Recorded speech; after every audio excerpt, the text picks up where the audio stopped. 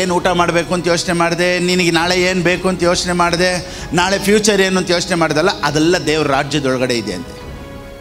ನೋಡಿ, ಒಂದು 10,000 ಜನ ಇದ್ದಾರೆ ಅಂತ ಇಟ್ಕೊಳ್ಳಿ ಕ್ರೈಸ್ತರು.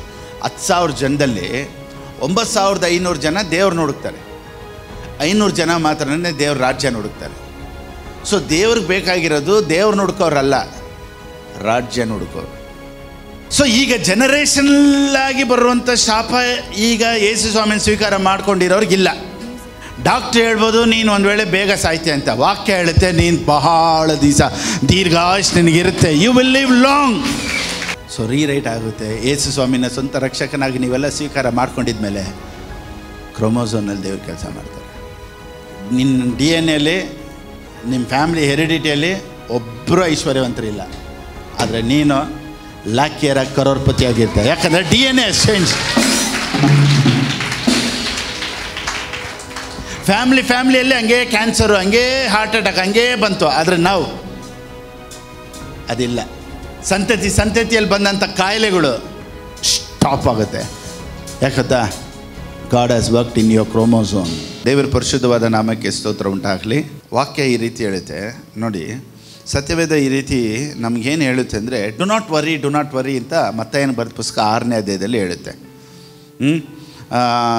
25ನೇ ವಾಕ್ಯದಿಂದ ಸತ್ಯವೇದ ಈ ರೀತಿ ಹೇಳುತ್ತೆ, ನೀವು ಇದ್ರ ಬಗ್ಗೆ ಚಿಂತೆ ಮಾಡಬೇಡ್ರಿ, ಅದ್ರ ಬಗ್ಗೆ ಚಿಂತೆ ಮಾಡಬೇಡ್ರಿ. 25 ಈ ಕಾರಣದಿಂದ ನಮ್ಮ ಪ್ರಾಣಧಾರಣೆಗೆ ಏನು ಊಟ ಮಾಡಬೇಕು, ಏನು ಕುಡಿಬೇಕು, ನಮ್ಮ ದೇಹ ರಕ್ಷಣೆಗೆ ಏನು ಹೊದ್ದುಕೊಳ್ಳಬೇಕು, ಏನು ಬಟ್ಟೆ ಬೇಕು ನಮಗೆ ನಾಳೆ ಎಂದು ಚಿಂತೆ ಮಾಡಬೇಡಿ. ದೇವ್ರ ವಾಕ್ಯ ಹೇಳುತ್ತೆ, ನಾಳೆ ಏನು ಊಟ ಮಾಡಬೇಕು, ನಾಳೆ ನಮಗೇನು ಬೇಕು, ನಾಳೆ ನಮ್ಮ ಮಕ್ಕಳ ಬಗ್ಗೆ ಹೆಂಗೆ, ನಾಳೆ ಏನು ಫ್ಯೂಚರು, ನಾಳೆ ಏನು ತಿನ್ನಬೇಕು, ನಾಳೆ ನಮ್ಗೆ ಹೆಂಗಪ್ಪ ಅನ್ನೋದ್ರ ಬಗ್ಗೆ ಯೋಚನೆ ಮಾಡಬೇಡಿ. ಸರಿ, ಓಕೆ, ಇವಾಗ ಯೋಚನೆ ಮಾಡಬೇಡಿ. ಸೊ ಸತ್ಯವೇದ ನಮಗೇನು ಹೇಳುತ್ತೆ, ಚಿಂತೆ ಮಾಡಬೇಡಿ. ಪಕ್ಕದಲ್ಲಿ ನೋಡಿ ಹೇಳಿ, ಚಿಂತೆ ಮಾಡಬೇಡಿ ಅಂತ ಹೇಳಿ 33ನೇ ವಾಕ್ಯ ಈ ರೀತಿ ಹೇಳುತ್ತೆ, ಆದುದರಿಂದ ಇವೆಲ್ಲವುಗಳಿಗಾಗಿ ಅಜ್ಞಾನಿಗಳು ತವಕ ಪಡುತ್ತಾರೆ. ಅದೆಲ್ಲ ಅಜ್ಞಾನಿಗಳು ತವಕ ಪಡೋದು. ನಾಳೆ ಏನು ಕೆಲಸ, ನಾನು ಹೆಂಗೆ ಮಾಡಬೇಕು, ಏನು ಮಾಡಬೇಕು, ಅದೆಲ್ಲ ಬಂದ್ಬಿಟ್ಟು ಅಜ್ಞಾನಿಗಳು ತವಕ ಪಡ್ತಾರಂತೆ. ಇದೆಲ್ಲ ನಿಮಗೆ ಬೇಕಾಗಿದೆ ಎಂದು ಪರಲೋಕದಲ್ಲಿರುವ ನಿಮ್ಮ ತಂದೆಗೆ ತಿಳಿದಿದೆ ಅಷ್ಟೇ. ನೆಕ್ಸ್ಟ್, ಹೀಗಿರುವುದರಿಂದ ನೀವು ಮೊದಲು ದೇವರ ರಾಜ್ಯಕ್ಕಾಗಿಯೂ ನೀತಿಗಾಗಿಯೂ ತವಕ ಪಡಿರಿ. ಆದರೆ ನಾವು ಒಂದೇ ಒಂದಕ್ಕೆ ಮಾತ್ರ ಚಿಂತೆ ಪಡಬೇಕಂತೆ. ಎಲ್ಲರೂ ಹೇಳಿ, ಒಂದೇ ಒಂದು, ಊಟ ಬಟ್ಟೆ, ನಾಳೆ ಏನು ಆಸ್ತಿ ಮಾಡಬೇಕು, ನಾಳೆ ಏನು ಮನೆ ಮಾಡಬೇಕು, ಇದೆಲ್ಲ ನೀನು ಯೋಚನೆ ಮಾಡಬೇಡ. ದೇವರ ರಾಜ್ಯಕ್ಕಾಗಿ ಮಾತ್ರ ನೀನು ಚಿಂತೆ ಮಾಡು. ದೇವರ ರಾಜ್ಯಕ್ಕಾಗಿಯೂ ನೀತಿಗಾಗಿಯೂ ತವಕ ಪಡ್ರಿ. ಇವುಗಳ ಕೂಡ ಅವೆಲ್ಲವೂ ನಿಮಗೆ ದೊರಕುವುದು. ಅದೆಲ್ಲ ಬಂದ್ಬಿಡ್ತೈತೆ. ಯಾವುದೆಲ್ಲ ಬಂದ್ಬಿಡ್ತೈತೆ ಅಂತೆ, ಏನು ಊಟ ಮಾಡಬೇಕು ಅಂತ ಯೋಚನೆ ಮಾಡಿದೆ, ನಿನಗೆ ನಾಳೆ ಏನು ಬೇಕು ಅಂತ ಯೋಚನೆ ಮಾಡಿದೆ, ನಾಳೆ ಫ್ಯೂಚರ್ ಏನು ಅಂತ ಯೋಚನೆ ಮಾಡಿದಲ್ಲ, ಅದೆಲ್ಲ ದೇವ್ರ ರಾಜ್ಯದೊಳಗಡೆ ಇದೆ ಅಂತೆ. ಅದಕ್ಕೆ ಸೇವೆ ಮಾಡೋರು, ರಾಜ್ಯನ ಹುಡುಕೋರು, ರಾಜ್ಯದ ಕೆಲಸ ಮಾಡೋರು, ಇವರೆಲ್ಲ ಚೆನ್ನಾಗಿರೋದಕ್ಕೆ ಕಾರಣ ಏನು ಗೊತ್ತಾ? They are ಸಿಕ್ಕಿಂಗ್ Kingdom. ನೋಡಿ, ಒಂದು 10,000 ಜನ ಇದ್ದಾರೆ ಅಂತ ಇಟ್ಕೊಳ್ಳಿ ಕ್ರೈಸ್ತರು. 10,000 ಜನದಲ್ಲಿ 9,500 ಜನ ದೇವ್ರನ್ನ ಹುಡುಕ್ತಾರೆ, 500 ಜನ ಮಾತ್ರನೇ ದೇವ್ರ ರಾಜ್ಯನ ಹುಡುಕ್ತಾರೆ. ಸೊ ದೇವ್ರಿಗೆ ಬೇಕಾಗಿರೋದು ದೇವ್ರನ್ನ ಹುಡುಕೋರಲ್ಲ, ರಾಜ್ಯನ ಹುಡುಕೋರು. God doesn't need people who seek God. God needs people who seek the kingdom. So ನಾಳೆ ಏನು ಬೇಕು, ನಾಳೆಗೆ ಏನು ಬೇಕು ಚಿಂತೆ ಮಾಡಬೇಡ್ರಿ. ಊಟಕ್ಕೆ ಚಿಂತೆ ಮಾಡಬೇಡ್ರಿ, ಬಟ್ಟೆಗೆ ಚಿಂತೆ ಮಾಡಬೇಡ್ರಿ, ಕೆಲಸಕ್ಕೆ ಚಿಂತೆ ಮಾಡಬೇಡ್ರಿ, ಮಕ್ಕಳ ಬಗ್ಗೆ ಚಿಂತೆ ಮಾಡಬೇಡ್ರಿ, ಫ್ಯೂಚರ್ ಬಗ್ಗೆ ಚಿಂತೆ ಮಾಡಬೇಡ್ರಿ ಅಂತೆಲ್ಲ ಹೇಳ್ಕೊಂಬಂದಂಥ ವಾಕ್ಯಗಳು ಎಲ್ಲಿ ಮುಕ್ತಾಯ ಆಗುತ್ತೆ ಅಂದರೆ, ಈಗಿರುವುದರಿಂದ ನೀವು ದೇವರ ರಾಜ್ಯಕ್ಕಾಗಿ ನೀತಿಗಾಗಿ ತವಕ ಪಡ್ರಿ ಅಂತ. ಸೊ ಒಂದೇ ಒಂದು ಮಾತ್ರ ನಮಗೆ ಯೋಚನೆ ಒಂದೇ ಒಂದು ಇರಬೇಕು, ದೇವ್ರಿಗಾಗಿ ಏನು ಮಾಡಬೇಕು, what I should do for the kingdom of God. ಈ ಕಿಂಗ್ಡಮ್ಗಾಗಿ ಏನಾದರೂ ಮಾಡಬೇಕು ಅನ್ನೋ ತವಕ ಆಸೆ ಮಾತ್ರ ನೀನು ಒಳಗಡೆ ಬಂದುಬಿಟ್ರೆ, you will never be the same again. So ಈ ಆಸೆ ಎಲ್ಲ ನಮಗೆ ಬರಬೇಕು ಅಂದರೆ ನಮ್ಮ ಐಡೆಂಟಿಟಿ ಏನು ಅಂತ ನಮ್ಗೆ ಗೊತ್ತಾಗಬೇಕು. ಅದಕ್ಕೇ ನೋಡಿ, ದೇವರ ಸೇವಕರನ್ನ ಇಟ್ಟಿರೋದಕ್ಕೆ ಕಾರಣ ಏನಂದರೆ ನೋಡಿ, ಮಿನಿಸ್ಟರ್ ಆಫ್ ಗಾಡ್ ಅಂತ ಹೇಳ್ತಾರೆ. ಎಷ್ಟೋ ಮಿನಿಸ್ಟರ್ಗಳಿದ್ದಾರೆ. ಹೆಲ್ತ್ ಮಿನಿಸ್ಟ್ರಿ ಇದ್ದಾರೆ, ಫೈನಾನ್ಸ್ ಮಿನಿಸ್ಟ್ರಿ ಇದ್ದಾರೆ, ಆಮೇಲೆ ಹೋಮ್ ಮಿನಿಸ್ಟ್ರಿ ಇದ್ದಾರೆ, ಈ ರೀತಿ ಒಂದೊಂದಕ್ಕೂ ಒಂದೊಂದು ಮಿನಿಸ್ಟರ್ ಇದ್ದಾರೆ. ದೇವ್ರ ರಾಜ್ಯಕ್ಕಾಗಿ ಮಿನಿಸ್ಟರ್ ಆಫ್ ಗಾಡನ್ನು ದೇವರು ಇಟ್ಟಿದ್ದಾರೆ. So finance minister, home minister, ಆ ರೀತಿ ನಾನು ಮಿನಿಸ್ಟರ್ ಆಫ್ ಗಾಡ್. ಆಮೇಲೆ ಅದಕ್ಕೆ ನನಗೆ ಕೆಲಸ ಮಾಡೋರು, ಕಾರು ಜೊತೆಯಲ್ಲಿ ಬಾರಿಸೋರು, ಲೈಟ್ ಆನ್ ಮಾಡೋರು, ಕ್ಲೀನ್ ಮಾಡೋರು, ಇಷ್ಟು ಜನ ನನ್ನ ಸರೌಂಡಿಂಗಲ್ಲಿ ಯಾಕೆ ಇಷ್ಟು ಕೆಲಸ ಮಾಡ್ತಾ ಇದ್ದಾರೆ? I am A minister of god.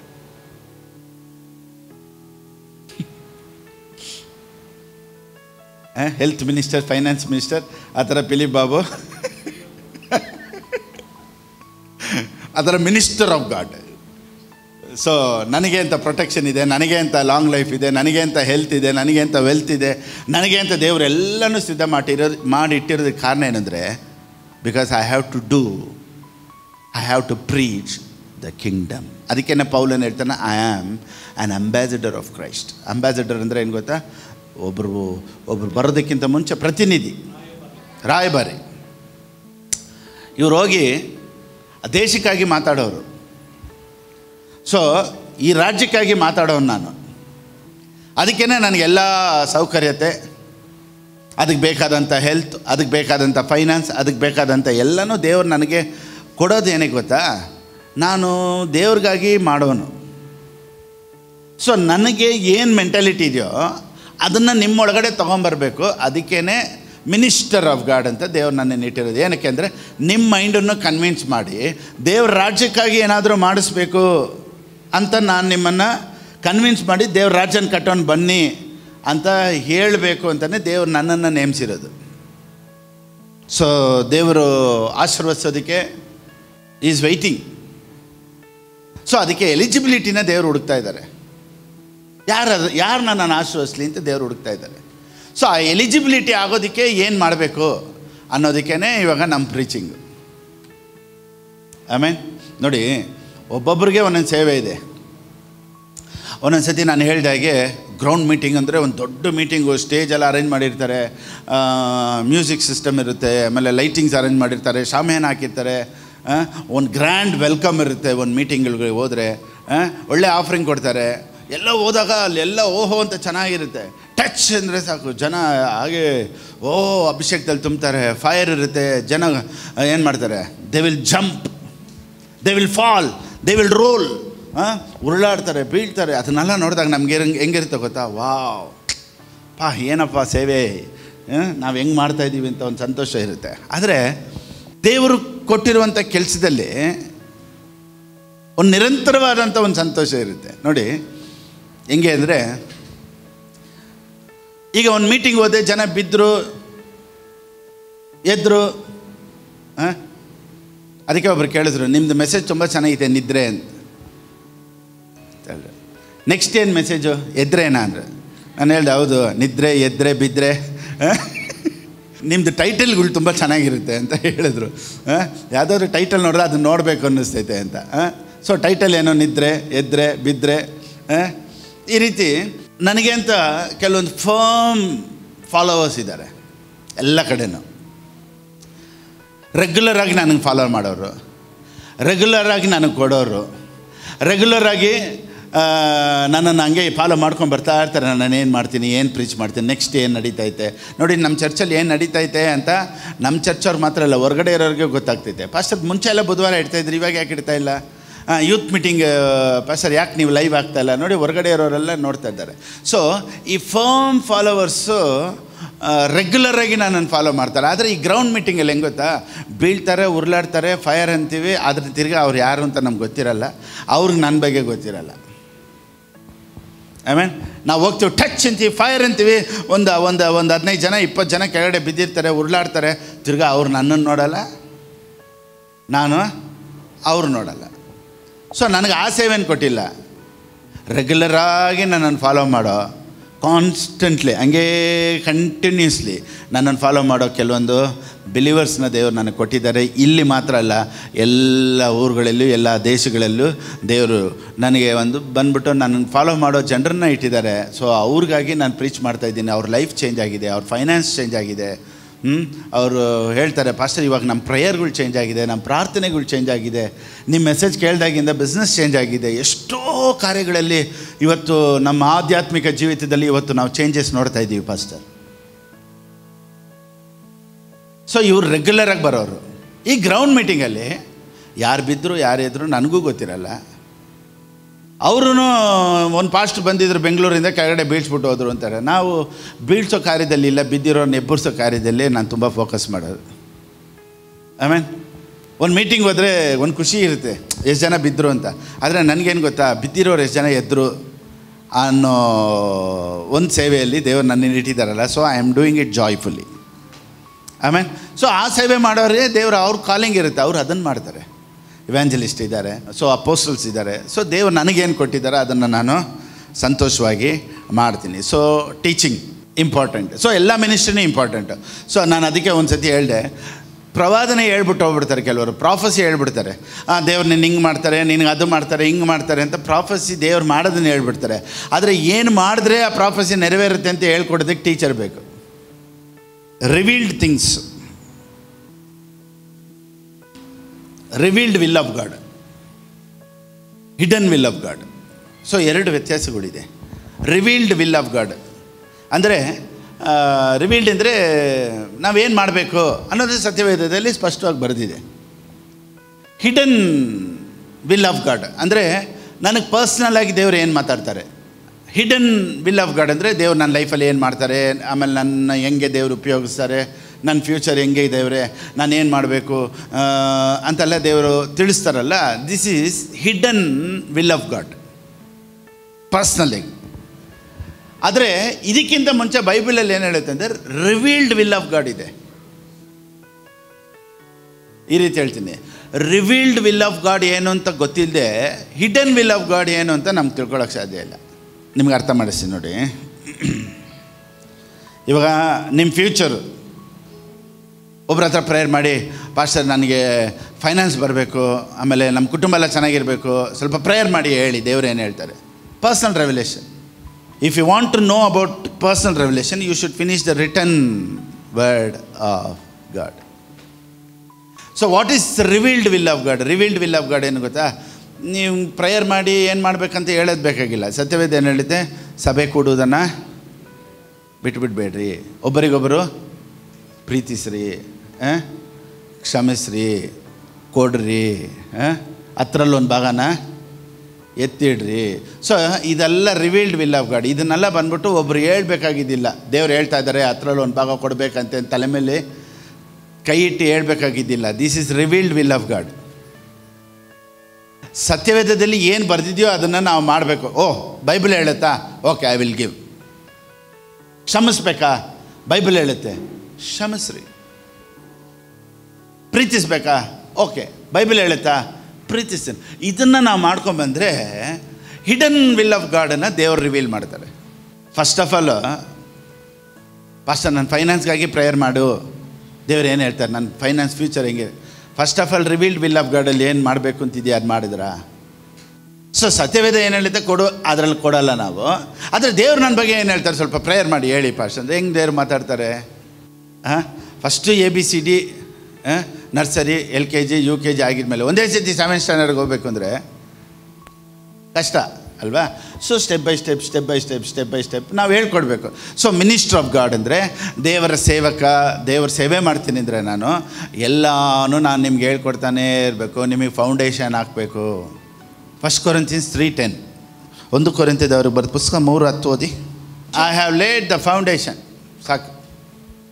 ದೇವರು ನನಗೆ ಕೃಪೆಯಿಂದ ಒಪ್ಪಿಸಿದ ಕೆಲಸವನ್ನು ನಡೆಸಿ ನಾನು ಪ್ರವೀಣ ಶಿಲ್ಪಿಯಂತೆ ಅಸ್ತಿವಾರ ಹಾಕಿದೆನು. ಅಡಿಪಾಯ. ಸೊ ಇವಾಗ ನನ್ನ ಕೆಲಸ ಏನು? ಅಸ್ತಿವಾರ ಹಾಕಬೇಕು.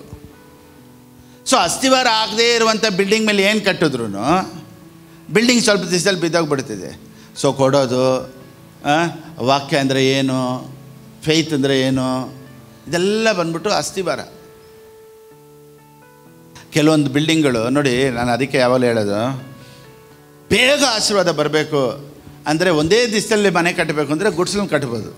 ಯಾವುದನ್ನು ಕಟ್ಬೋದು? ಗುಡ್ಸ್ಲು ಕಟ್ಟೋಕ್ಕೆ ಎಷ್ಟು ದಿವಸ ಆಗುತ್ತೆ? 1 ದಿವಸ ಸಾಕು.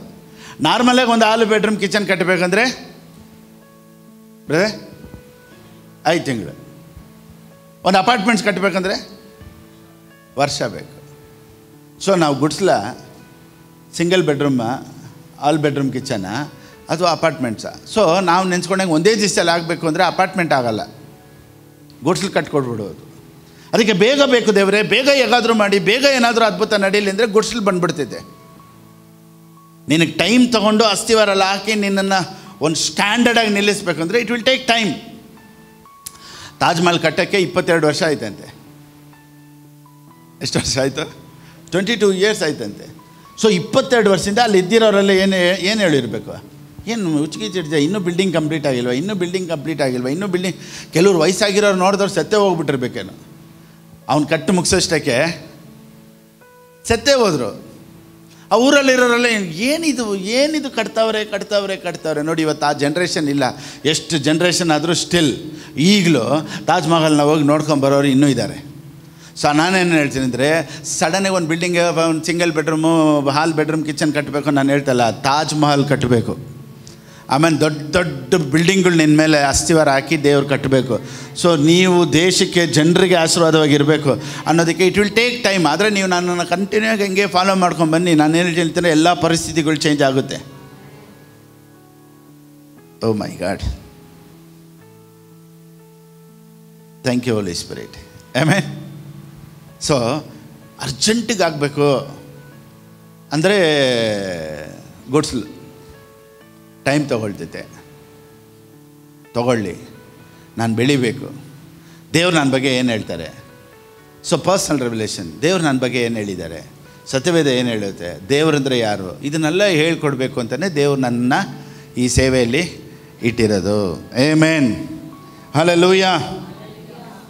ಸೊ ನಾನೇನು ಮಾಡ್ತೀನಿ ಅನ್ನೋದಕ್ಕಿಂತ ನಾನು ಯಾರು ಅಂತ ತಿಳ್ಕೊಳ್ಳೋದು ಭಾಳ ಇಂಪಾರ್ಟೆಂಟ್. ಎಲ್ಲರೂ ಹೇಳಿ, ವಾಟ್ ಐ ಆಮ್ ಡೂಯಿಂಗ್ ಅನ್ನೋದಕ್ಕಿಂತ ಹೂ ಐ ಆಮ್ ಅನ್ನೋದು ವೆರಿ ವೆರಿ ಇಂಪಾರ್ಟೆಂಟ್. ಅದಕ್ಕೇ ಸೆಲ್ಫ್ ಐಡೆಂಟಿಟಿ. ಸತಿ V are the image of God ಅಂತ ಮಾತಾಡಿದೆ. ನಾವು ದೇವರ ಸ್ವಾರೂಪ್ಯದಲ್ಲಿ ದೇವರು ನಮ್ಮನ್ನು ಸೃಷ್ಟಿ ಮಾಡಿದ್ದಾರೆ ಅಂತ. ಸೊ ನಮ್ಮ ಬಗ್ಗೆ ನಾವು ತಿಳ್ಕೊಬೇಕು. ನೋಡಿ, ಸತ್ಯವೇದ ಈ ರೀತಿ ಹೇಳುತ್ತೆ. ಮತ್ತಾಯನಿಗೆ ಬರೆದ ಪುಸ್ತಕ 7:21, the book of Matthew chapter 7 verse 21. ನನ್ನನ್ನು ಸ್ವಾಮಿ ಸ್ವಾಮಿ ಅನ್ನುವವರೆಲ್ಲರೂ ಪರಲೋಕ ರಾಜ್ಯದಲ್ಲಿ ಸೇರುವರೆಂದು ನೆನೆಸಬೇಡಿರಿ. ಪರಲೋಕದಲ್ಲಿರುವ ನನ್ನ ತಂದೆಯ ಚಿತ್ತದಂತೆ ನಡೆಯುವವನೇ ಪರಲೋಕ ರಾಜ್ಯಕ್ಕೆ ಸೇರುವನು. 22.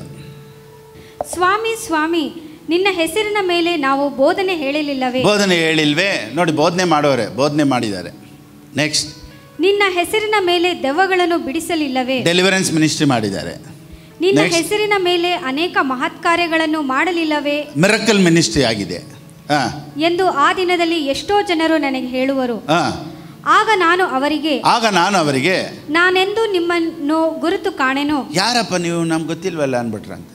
ಇವತ್ತು ನಿಮ್ಮ ಗುರುತು ಏನು ಅಂತ ನಾನು ಹೇಳ್ಕೊಡೋದಕ್ಕಿದ್ದೀನಿ. ಸೊ ನಾನು ಏನು ಮಾಡ್ತಾ ಇದ್ದೀನಿ ಇಲ್ಲ, ನಿಮ್ಮ ಗುರುತು ಏನು ಅಂತ ನೀವು ತಿಳ್ಕೊಬೇಕು. ಫಸ್ಟು ನಾನು ದೆವ್ವಗಳನ್ನ ನೋಡಿಸ್ಬೇಕು, ಫಸ್ಟು ನಾನು ಮಿರಕಲ್ ಮಾಡಬೇಕು. ಅಪ್ಪ ಫಸ್ಟು ನೀನು ಯಾರು ಅಂತ ತಿಳ್ಕೊ ಫಸ್ಟು. ಇದೆಲ್ಲ ಬೈಬಲಲ್ಲಿ 2ನೇದು. ಸತ್ಯವೇದ ಹೇಳುತ್ತೆ, ಆಗ ನಾನು ಅವರಿಗೆ ನಾನೆಂದು ನಿಮ್ಮ ಗುರುತು ಕಾಣೇನು. ಅಯ್ಯೋ, ನೀನು ಮಾಡೋದು ನನಗೆ ಇಡ್ಸ್ಲಿಲ್ಲ ಅಂದಿದ್ರೆ ಪರವಾಗಿಲ್ಲ, ನೀನು ಯಾರನ್ನು ನನಗೆ ಗೊತ್ತೇ ಇಲ್ಲ ಅಂದ್ಬಿಟ್ರೆ ಹೆಂಗಿರ್ತೈತೆ ಏನ್ರಿ? ನೀವು ಮಾಡೋದು ನನಗೆ ಇಷ್ಟ ಇಲ್ಲಪ್ಪ ಅಂತ ಹೇಳಿದ್ರೆ ಪರವಾಗಿಲ್ಲ. ಡೆಲಿವರೆನ್ಸ್ ಪ್ರೇಯರ್, ಡೆಲಿವರೆನ್ಸ್ ಮಿನಿಸ್ಟ್ರಿ ಮಾಡಿದ್ದಾರೆ, ಪ್ರೀಚಿಂಗ್ ಮಾಡಿದ್ದಾರೆ, ದೆವ್ವಗಳನ್ನು ಓಡಿಸಿದ್ದಾರೆ, ಮಿರಕಲ್ ಮಾಡಿದ್ದಾರೆ. ಯಾರು ಇವ್ರಿಗೆ ಗೊತ್ತೇ ಇಲ್ವಲ್ಲ ಅಂತ ದೇವ್ರು ಹೇಳ್ತಾರಂತೆ. ಸೊ ನಾನು ಏನು ಮಾಡಿದೆ ಅನ್ನೋದಕ್ಕಿಂತ ನಾನು ಯಾರು ಅಂತ ತಿಳ್ಕೊಳ್ಳೋದ್ರಲ್ಲೇ ಈ ಎಲ್ಲದಕ್ಕಿಂತ ದೊಡ್ಡದು. ಯಾವುದೆಲ್ಲದಕ್ಕಿಂತ ದೊಡ್ಡದು? ದೆವ್ವ ಓಡಿಸೋದಕ್ಕಿಂತ, ಅದ್ಭುತ ಮಾಡೋದಕ್ಕಿಂತ, ಮಿರಕಲ್ಸ್ ಮಾಡೋದಕ್ಕಿಂತ, ಪ್ರೀಚಿಂಗ್ ಮಾಡೋದಕ್ಕಿಂತ ಎಲ್ಲದಕ್ಕಿಂತ ದೊಡ್ಡದು ಯಾವುದು ಅಂದರೆ we should understand who we are. ಅದಕ್ಕೇ ಪೌಲನ್ ಹೇಳ್ತಾನೆ, ನಾನು ಅಸ್ಥಿವಾರ ಹಾಕಿದೆ. ಸೊ ಒಂದು ಟೀಚಿಂಗ್ ಹೆಂಗೆ ಅಂದರೆ, ಒಂದು ಮಿನಿಸ್ಟ್ರಿ ಹೆಂಗೆ ಅಂದರೆ ಫೌಂಡೇಶನ್ ಇರಬೇಕು. ಸೊ ಯಾವ ಡಾಕ್ಟ್ರಿನಲ್ಲಿ ನಾನು ಮಾತಾಡ್ತಾ ಇದ್ದೀನಿ, ನಾವೇನು ಮಾಡ್ತಾಯಿದ್ದೀವಿ, ನಾವು ಯಾರು, ತಂದೆ ಯಾರು, ಆ ಸೆಲ್ಫ್ ಐಡೆಂಟಿಟಿ ಅದ್ರ ಬಗ್ಗೆನೇ ಇವತ್ತು ನಾನು ಮಾತಾಡೋದಕ್ಕೆ ಇಷ್ಟಪಡ್ತೀನಿ. Praise the lord. Okay, come. ಈಗ ದೇವ್ರ ವಾಕ್ಯಕ್ಕೆ ಹೋಗೋಣ. ಸತ್ಯವೇದ ಹೇಳುತ್ತೆ, ಯೋಹಾನನ ಬರೆದ ಪುಸ್ತಕ 1:12, the book of John chapter 1:12. ಯಾರು ಆತನನ್ನು ಅಂಗೀಕರಿಸಿದರೋ, ಅಂದರೆ ಆತನ ಹೆಸರಿನಲ್ಲಿ ನಂಬಿಕೆ ಇಟ್ಟರೋ, ಅವರಿಗೆ ದೇವರ ಮಕ್ಕಳಾಗುವ ಅಧಿಕಾರ ಕೊಟ್ಟನು. But as many as received him, to them he gave the right to become servant of God. ದೇವರ ಸೇವಕರಾಗುವಂಥ ಅಧಿಕಾರ ಕೊಟ್ಟಿದ್ದೀನಿ. ಏನಕ್ಕೆ ಅಧಿಕಾರ ಕೊಟ್ರಂತೆ? ಸೇವಕರಾಗಬೇಕು ಅನ್ನೋ ಅಧಿಕಾರ ಕೊಟ್ರ, ಮಕ್ಕಳಾಗಬೇಕು ಅಂತ ಅಧಿಕಾರ ಕೊಟ್ರ. ನಾವು ದೇವರ ಸೇವಕರಲ್ಲ, ದೇವರ ಮಕ್ಕಳು. First we should understand V are the sons of God. So ಏನೋ ಒಂದು ಪ್ರೀಚಿಂಗ್ ಮಾಡಬೇಕು ಅಂತ ಮಾಡ್ತಾ ಇಲ್ಲ ನಾವು. ಇದನ್ನು ನಿಮಗೆ ಅರ್ಥ ಆಗೋ ಥರ ವಿವರಿಸಿ ಹೇಳೋದಕ್ಕೆ ದೇವರು ಇವತ್ತು ನನ್ನನ್ನು ಕರ್ಕೊಂಬಂದಿದ್ದಾರೆ. ನೋಡಿ, ನಾನು ಅದೇ ಹೇಳಿದೆ, ಬಿಲ್ಡಿಂಗ್ ಕಟ್ಟೋದಕ್ಕೆ ಈಸಿ, ಯಾವುದೋ ಒಂದು ಕಟ್ಬಿಟ್ರೆ ಬೇಗ ಬಿದ್ದೋಗುತ್ತೆ. ಸೊ ಫೌಂಡೇಶನಿಂದ ಕಟ್ಕೊಂಬಂದರೆ ತುಂಬ ವರ್ಷ ಇರುತ್ತೆ. ಆಮೇಲೆ ಇವಾಗ ನೋಡಿ, ಕೆಲವೊಂದು ಹೋಟ್ಲುಗಳಲ್ಲಿ ಇವಾಗ ಮನೇಲಿ ಒಂದು ಮೊಸರನ್ನ ಮಾಡ್ತಾರೆ ಅಂತ ಇಟ್ಕೊಳ್ಳಿ. ಮೊಸರನ್ನ ಹೆಂಗೆ ಆಗ್ತದೆ ಗೊತ್ತಾ? ಕಾಂಕ್ರೀಟಲ್ಲಿ ಸಿಮೆಂಟ್ ಹಾಕ್ತಾರೆ ಗೊತ್ತಾ? ಹಿಂಗೆ ಅಂದ್ರೇ ಬೀಳೋದು ಅದು ಕರ್ಡ್ ರೈಸು. ಇದೇ ಕರ್ಡ್ ರೈಸು 5 ಸ್ಟಾರ್ ಹೋಟ್ಲಲ್ಲಿ ಹೆಂಗಿರ್ತದೆ ಗೊತ್ತಾ? ಅದಕ್ಕೆ ಎಷ್ಟು ಡೆಕೋರೇಷನ್ ಮಾಡಿರ್ತಾರೆ ಅಂದರೆ ಅದು ನೋಡೋಕ್ಕೆ ಅಷ್ಟು. ಇವಾಗ ಮನೆಯಲ್ಲಿರೋ ಅದೇ ಮೊಸರನ್ನಾಗು ಅಲ್ಲಿ 5 ಸ್ಟಾರ್ ಹೋಟ್ಲಲ್ಲಿರೋ ಮೊಸರನ್ನಾಗು ಏನು ಡಿಫ್ರೆಂಟು? ಇಲ್ಲಿ ಹಿಂಗೆ ಎತ್ಬಿಟ್ಟು ಹಿಂಗೆ ತಟ್ಟಬೇಕು, ಅದ್ರ ಮೇಲೆ ಹಂಗಲ್ಲ. ಕೊತ್ತಂಬರಿ ಸೊಪ್ಪು, ಅದಕ್ಕೆ ಪೊಮೊಗ್ರಾನೇಟು, ಅದಕ್ಕೆ ಕ್ಯಾಶು, ಅದಕ್ಕೆ ಮೇಲೆ ಫ್ರೂಟ್ಸು ಹಾಕ್ಬಿಟ್ಟು ಅದು ನೋಡಿದ್ರೇ presentation is very very important. Same ಮೊಸರನ್ನೇ ಈ ಥರ ಡೆಕೋರೇಷನ್ ಮಾಡೋದಕ್ಕೇ there is a course called hotel management. ಅದಕ್ಕೆ ಎಷ್ಟು ಡಿಮ್ಯಾಂಡ್ ಇದೆ ಗೊತ್ತಾ ಹೋಟೆಲ್ ಮ್ಯಾನೇಜ್ಮೆಂಟ್ಗೆ? ಅದಕ್ಕೆ ಇನ್ನೊಂದು ವರ್ಡನ್ನು ಹೇಳ್ತಾರೆ, ಅದಕ್ಕೆ ಕಲಿನರಿ ಆರ್ಟ್ಸ್ ಅಂತ ಹೇಳ್ತಾರೆ. ಅದು ಯಾವುದ್ರ ಬಗ್ಗೆ ಟೀಚಿಂಗ್ ಗೊತ್ತಾ? ಅದು ಅವ್ರದ್ದು teaching food preparation, cooking techniques, presentation, menu planning, understanding ingredients, flavour profiles, cultural significance of food. ಒಂದೊಂದು ಕಲ್ಚರಲ್ ಅಂದರೆ ಒಂದೊಂದು ದೇಶಗಳಲ್ಲಿ ಒಂದೊಂದು ವಿಧವಾದಂಥ ಅಡುಗೆಗಳು ವ್ಯತ್ಯಾಸವಾಗಿರುತ್ತೆ. ನೋಡಿ, ಇದೆಲ್ಲ ಟ್ರೈನಿಂಗ್ಗೆ ಕಲಿನರಿ ಆರ್ಟ್ಸ್ ಅಂತ ಹೇಳ್ತಾರೆ. So this is called kitchen management. ಇವ್ರಿಗೆ ಸಂಬಳ ಎಷ್ಟು ಗೊತ್ತಾ?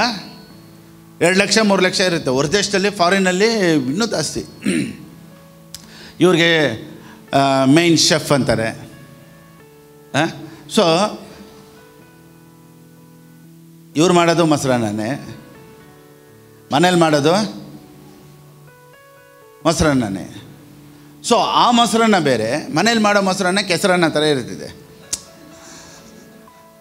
ಅದರ ಹೆಸರು ಕರ್ಡ್ ರೈಸ್. ಆದರೆ ಆ ಕರ್ಡ್ ರೈಸ್ ಅನ್ನೋದಕ್ಕೆ ಎಷ್ಟು ಓದಿ, ಎಷ್ಟು ಅವ್ರು ಕಲ್ತ್ಕೊಂಡು, ಎಷ್ಟು ಟ್ರೈನಿಂಗ್ ತಗೊಂಡು ಆ ಪ್ರೆಸೆಂಟೇಷನ್ನ ಕೊಡ್ತಾರೆ ನೋಡ್ದಾ, ಅದಕ್ಕೆ ಅವ್ರು ಟ್ರೈನಿಂಗ್ ಮಾಡಿರ್ತಾರೆ. ಸೊ ಪ್ರೀಚಿಂಗ್ ಎಲ್ಲರೂ ಮಾಡಿಬಿಡ್ಬೋದು, ಆ presentation is very very important. ಇವತ್ತು ಪ್ರಸಂಗ ಮಾಡೋರು ತುಂಬ ಜನ ಇರ್ಬೋದು, ಆದರೆ ನಮಗೆ ಅರ್ಥ ಆಗೋ ಥರ ಅಪ್ಪ ಏನು ಇಷ್ಟು ಟೇಸ್ಟ್, ಎಷ್ಟು ಚೆನ್ನಾಗಿದೆ ಅಲ್ವಾ? ಅದೇ ಮೊಸರನ್ನ ಮನೇಲಿ ತಿಂದ್ಬಿಟ್ಟು ಅಪ್ಪ ಏನು ಇವತ್ತು ಮೊಸರನ್ನ ಎಷ್ಟು ಚೆನ್ನಾಗಿತ್ತು ಅಂತ ಯಾರಾದರೂ ಹೇಳಿದ್ದೀರಾ? ಏನು ತಿಂದೆ? ಮೊಸರನ್ನ ತಿಂದೆ. ಇದೇ ಮೊಸರನ್ನ ಹೋಟ್ಲಲ್ಲಿ ಹೋಗಿ ತಿಂದು ನೋಡು, ಆ ಮೊಸರನ್ನ ಟೇಸ್ಟ್ ಅಪ್ಪ ಫ್ಲೇವರ್ ಹೆಂಗಿತ್ತು ಅಂದರೆ ಡಿಫ್ರೆನ್ಸ್ ಏನು ಗೊತ್ತಾ? ಮಧ್ಯದಲ್ಲಿ ಶೆಫ್, ಅದೇನೇ ಮಿನಿಸ್ಟರ್ ಆಫ್ ಗಾಡ್ ಅನ್ನೋದು. ಸೊ ಸೇಮ್ ಪ್ರೀಚಿಂಗೆ. ಸೊ ಯಾವ ಥರ ನಾವು ಪ್ರೆಸೆಂಟೇಷನಲ್ಲಿ ಜನರಿಗೆ ಎತ್ಕೊಂಡೋಗಿ ಕೊಡ್ತೀವಿ ಅನ್ನೋದು very very important. That's the reason we need training. ಅದಕ್ಕೇ ನಾವು ಕುಂತ್ಕೊಬೇಕು, ಕಲಿಬೇಕು. ದೇವರು ಏನು ಹೇಳ್ತಾರೆ? ಬುಕ್ಸ್ ಓದ್ತೀವಿ, ಮೆಸೇಜ್ಗಳು ಕೇಳ್ತೀವಿ, ನಮಗೆ ದೇವರು ಓನ್ ಪರ್ಸ್ನಲ್ ಅಂಡರ್ಸ್ಟ್ಯಾಂಡಿಂಗ್ ಏನು ಕೊಡ್ತಾರೆ, ನಾವು ಅದನ್ನು ಮೆಡಿಟೇಟ್ ಮಾಡ್ತೀವಿ. ಇದನ್ನೆಲ್ಲ ಮಾತಾಡಿ ನಾವು ಒಂದು ಸಂಡೇ ಬರ್ತೀವಿ ಅಂದರೆ ಒನ್ ಆಫ್ ದ ಬೆಸ್ಟ್ ಸರ್ಮನ್ನ ಎತ್ಕೊಂಬಂದು ಇಲ್ಲಿ ಕೊಡಬೇಕು. ಸೊ ಈ ರೀತಿ ಕೊಡುವಂಥ ಮೆಸೇಜಸಲ್ಲೇ ಫರ್ಮ್ ಫಾಲೋವರ್ಸ್ ಬರೋದು ನಮಗೆ. ಅಂದರೆ ನೋಡಿ, ಈ ಥರ ಪ್ರಿಪ್ರೇಷನ್ ಮಾಡಿ ಕೊಟ್ಟರೆ ಕ್ವಾಲಿಟಿ, ಎಲ್ಲರೂ ಹೇಳಿ ಕ್ವಾಲಿಟಿ ಫಾಲೋವರ್ಸ್. ಪಾಸ್ಟರ್ ನಿಮಗೆ ಆ ಚರ್ಚಲ್ಲಿ ಒಂದು 10,000 ಜನ ಬರ್ತಾಯಿದ್ದಾರೆ, 15,000 ಜನ ಬರ್ತಾರೆ, ನಂದ್ರಲ್ಲಿ 10 ಬಂದರೂ ಮುತ್ತಾಗಿರುತ್ತೆ. ಹೆಂಗೆ 10 ಆದರೂ ಹೆಂಗಿರ್ತೈತೆ? ಮುತ್ತು ಥರ ಇರುತ್ತೆ. ಸೊ ನಮಗೆ ಬೇಕಾಗಿರೋ ಅದೇ, ಎಷ್ಟು ಜನ ನನ್ನನ್ನು ಫಾಲೋ ಮಾಡ್ತಾ ಇದ್ದಾರೆ ಅಂತಲ್ಲ, ಯಾವ ರೀತಿ ನನ್ನನ್ನು ಫಾಲೋ ಮಾಡ್ತಾ ಇದ್ದಾರೆ ಅನ್ನೋದು very very very very important. ಆಮೇಲೆ ಈಗ ನೋಡಿ, ಇವಾಗ ಡ್ರೆಸ್ಸಿಂಗಲ್ಲೇ ಇಟ್ಕೊಳ್ಳಿ. ಒಬ್ಬರು ಡ್ರೆಸ್ ಮಾಡೋದ್ರಲ್ಲೇ ಗೊತ್ತಾಗ್ಬಿಡ್ತೈತೆ ಅವರು ಹೈಫೈಯ ಲೋಕಲ್ಲ ಅಂತ. ಸೊ ನಾವು ಜನರನ್ನ ಸ್ಟ್ಯಾಂಡರ್ಡಾಗಿ ಮಾಡ್ತೀವಿ. ಆಮೇಲೆ ಸೊ ನಮ್ಮ ಜೊತೆ ಇರೋರೆಲ್ಲ ಲೋಕಲ್ ಹೈಫೈ ಅಂತ ನಾನು ಹೇಳ್ತಲ್ಲ. We are not king seekers, we are king makers. ಆಮೇಲೆ ನಾವೆಲ್ಲ ತುಂಬ ಹೈಫೈ, ನಾವೆಲ್ಲ ಎಜುಕೇಟೆಡು, ನಮ್ಮ ಜೊತೆ ಇರೋರೆಲ್ಲ ಬಂದ್ಬಿಟ್ಟು ಓದಿಲ್ಲ, ಮಾಡಿಲ್ಲ, ಕೆಲ್ಸಕ್ಕೆ ಬಾರದೇ ಇರೋ ಇಂಥ ಥರ ನಾನು ಹೇಳಿಲ್ಲ. ಎಂಥವ್ರನ್ನೂ ಎತ್ತಿ ಅವನ್ನ ಏನು ಮಾಡ್ತೀವಿ? ಅವನ್ನ ರೂಪಿಸಿ ಕೊಡದೇ ಇರೋರನ್ನ ಕೊಡೋ ಥರ ಮಾಡ್ತೀವಿ. ಪ್ರಾರ್ಥನೆ ಮಾಡದೇ ಇರೋರನ್ನ ಪ್ರಾರ್ಥನೆ ಮಾಡೋ ಥರ ಮಾಡ್ತೀವಿ. ಹಾಡೋಕ್ಕೆ ಬರದೇ ಇರೋರನ್ನ ಹಾಡೋ ಥರ ಮಾಡ್ತೀವಿ. ಸತ್ಯವೇದ ಓದೋಕ್ಕೆ ಬರದೇ ಇರೋರನ್ನ ಓದೋ ಥರ ಮಾಡ್ತೀವಿ. ಸೊ ಎಲ್ಲನೂ ಅವನ್ನ ಟ್ರೈನ್ ಅಪ್ ಮಾಡೋದೇ ಫೌಂಡೇಶನ್ ಅಂತ ಹೇಳೋದು. So from A to Z we give training. ಇಲ್ಲೆಲ್ಲನೂ ಇದೆ. ವರ್ಷಿಪ ಸೂಪರ್, ವರ್ಡಾ ಸೂಪರ್, ಸಿಂಗಿಂಗಾ ಸೂಪರ್, ಮ್ಯೂಸಿಷಿಯನಾ ಸೂಪರ್, ಕ್ವಾಲಿಟಿ. ನಾವು ಯಾವುದಾದ್ರೂ ಒಂದು ಕ್ಯಾಮ್ರಾ ತೊಗೊಬೇಕು ಅಂದರೆ ಕೆಲವರು ಹೇಳ್ತಾರೆ ಒಂದು 45,000 50,000 ಸಾಕು, ಚೆನ್ನಾಗಿದೆ. ಹಾಂ ಬೆಸ್ಟ್ ಯಾವುದನ್ನು ಕೇಳ್ತೀವಿ ಹೋಗಿ. ಯಾಕೆ ಗೊತ್ತಾ? ದೇವ್ರು ಯಾರು ಅಂತ ನಮ್ಗೆ ರೆವಲ್ಯೂಷನ್ ಗೊತ್ತು. ಇರೋದ್ರಲ್ಲೇ ಬೆಸ್ಟ್ ಕ್ಯಾಮ್ರಾ ಯಾವುದು ಅದು ಕೊಡಿ, ಟ್ರೈ ಮಾಡ್ತೀವಿ. ಅಟ್ಲೀಸ್ಟ್ ಇನ್ನೂ ಒಂದು ನೆಕ್ಸ್ಟ್ ಲೆವೆಲ್ ಚೇಂಜ್ ಮಾಡ್ತಾನೇ ಇದ್ದೀವಿ. We are upgrading. ನಾನು ಹೇಳಿದೆ ಗೊತ್ತಾ, ಸ್ಟುಡಿಯೋ ನಾವು ಹಾಲ್ನ ಸ್ಟುಡಿಯೋ ಸ್ಟೈಲಲ್ಲಿ ಮಾಡೋದಕ್ಕೆ ಎಷ್ಟು ಕೆಲಸ ಹಿಡಿತೈತೆ. ಮಾಡ್ತಾಯಿದ್ದೀವಿ, ಇನ್ನೂ ಮಾಡ್ತಾನೇ ಇದ್ದೀವಿ. ಈ ವಾರ ಆಗ್ತೈತೆ ಅಂದರೆ ಆಗ್ತಾನೇ ಇಲ್ಲ. ಒಂದು ವಾರ ಆಯಿತು, ಇನ್ನೂ ನಡೀತಾನೆ ಐತೆ. Why? We are expecting the best. ಹೆಂಗೆ ಎಲ್ಲರೂ ಹೇಳಿ?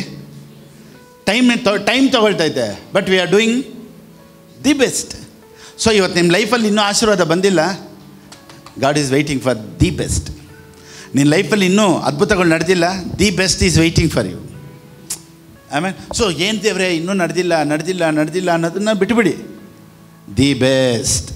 ಸೊ ನಾವು ಇಲ್ಲಿ ಬಂದು ಪ್ರೆಸೆಂಟೇಷನ್ ನೋಡಿ, ಕೆಲವೊಂದು ಸಮಯ ನಾವು ಪ್ರೆಸೆಂಟೇಷನ್ ಕೊಡ್ಬೇಕಾದ್ರೆ ದೇವರ ಪರಿಶುದ್ಧವಾದ ನಾಮಕ್ಕೆ ಸ್ತೋತ್ರ ಉಂಟಾಗಲಿ, ಇದನ್ನೆಲ್ಲ ನಾವೇ ಕೇಳ್ತೀವಿ ಗೊತ್ತಾ? ಅದೆಲ್ಲ ಒಂದು ವೆಲ್ಕಮ್.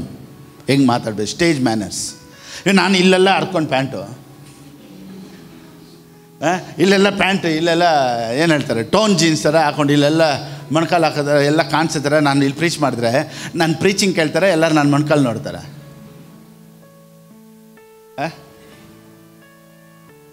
ಮ್ಯಾನರ್ಸ್. ಅದಕ್ಕೆ ಬಟ್ಟೆ ಹಾಕೋದ್ರಲ್ಲಿ ಮ್ಯಾನರ್ಸ್. ಕೆಲವರು ನೋಡಿ ಅಟೆನ್ಷನ್ ಸಿಕ್ಕಿರ್ತಾರೆ, ಅವ್ರನ್ನ ನೋಡಬೇಕು ಅನ್ನೋ ಥರ ಬಟ್ಟೆಗಳು ಹಾಕ್ತಾರೆ.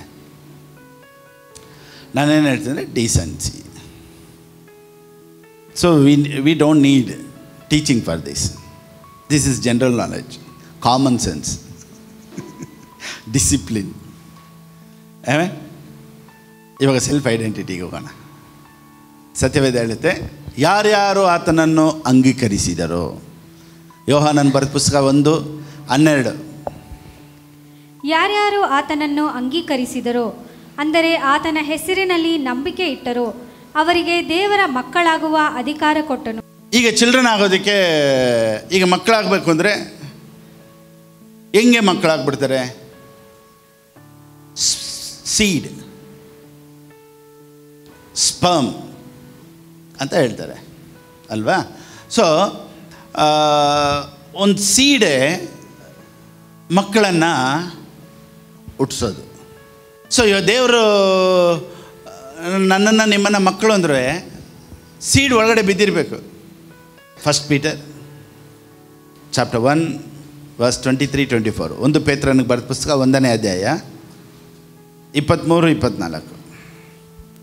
You have been regenerated, born again, not from a mortal origin seed sperm, but from one that is immortal by the ever living and lasting word of God.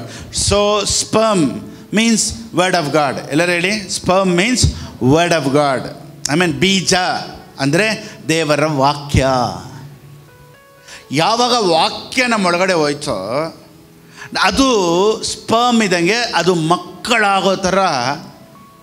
ಮಕ್ಕಳಾಗುವಂತೆ ದೇವರು ಮಾಡಿದ್ರಂತೆ. ಯಾರೆಲ್ಲ ಯೇಸು ಸ್ವಾಮಿನ ಸ್ವೀಕಾರ ಮಾಡಿಕೊಂಡ್ರೋ ಅವರೆಲ್ಲ ಮಕ್ಕಳಾಗ್ಬಿಟ್ರಂತೆ.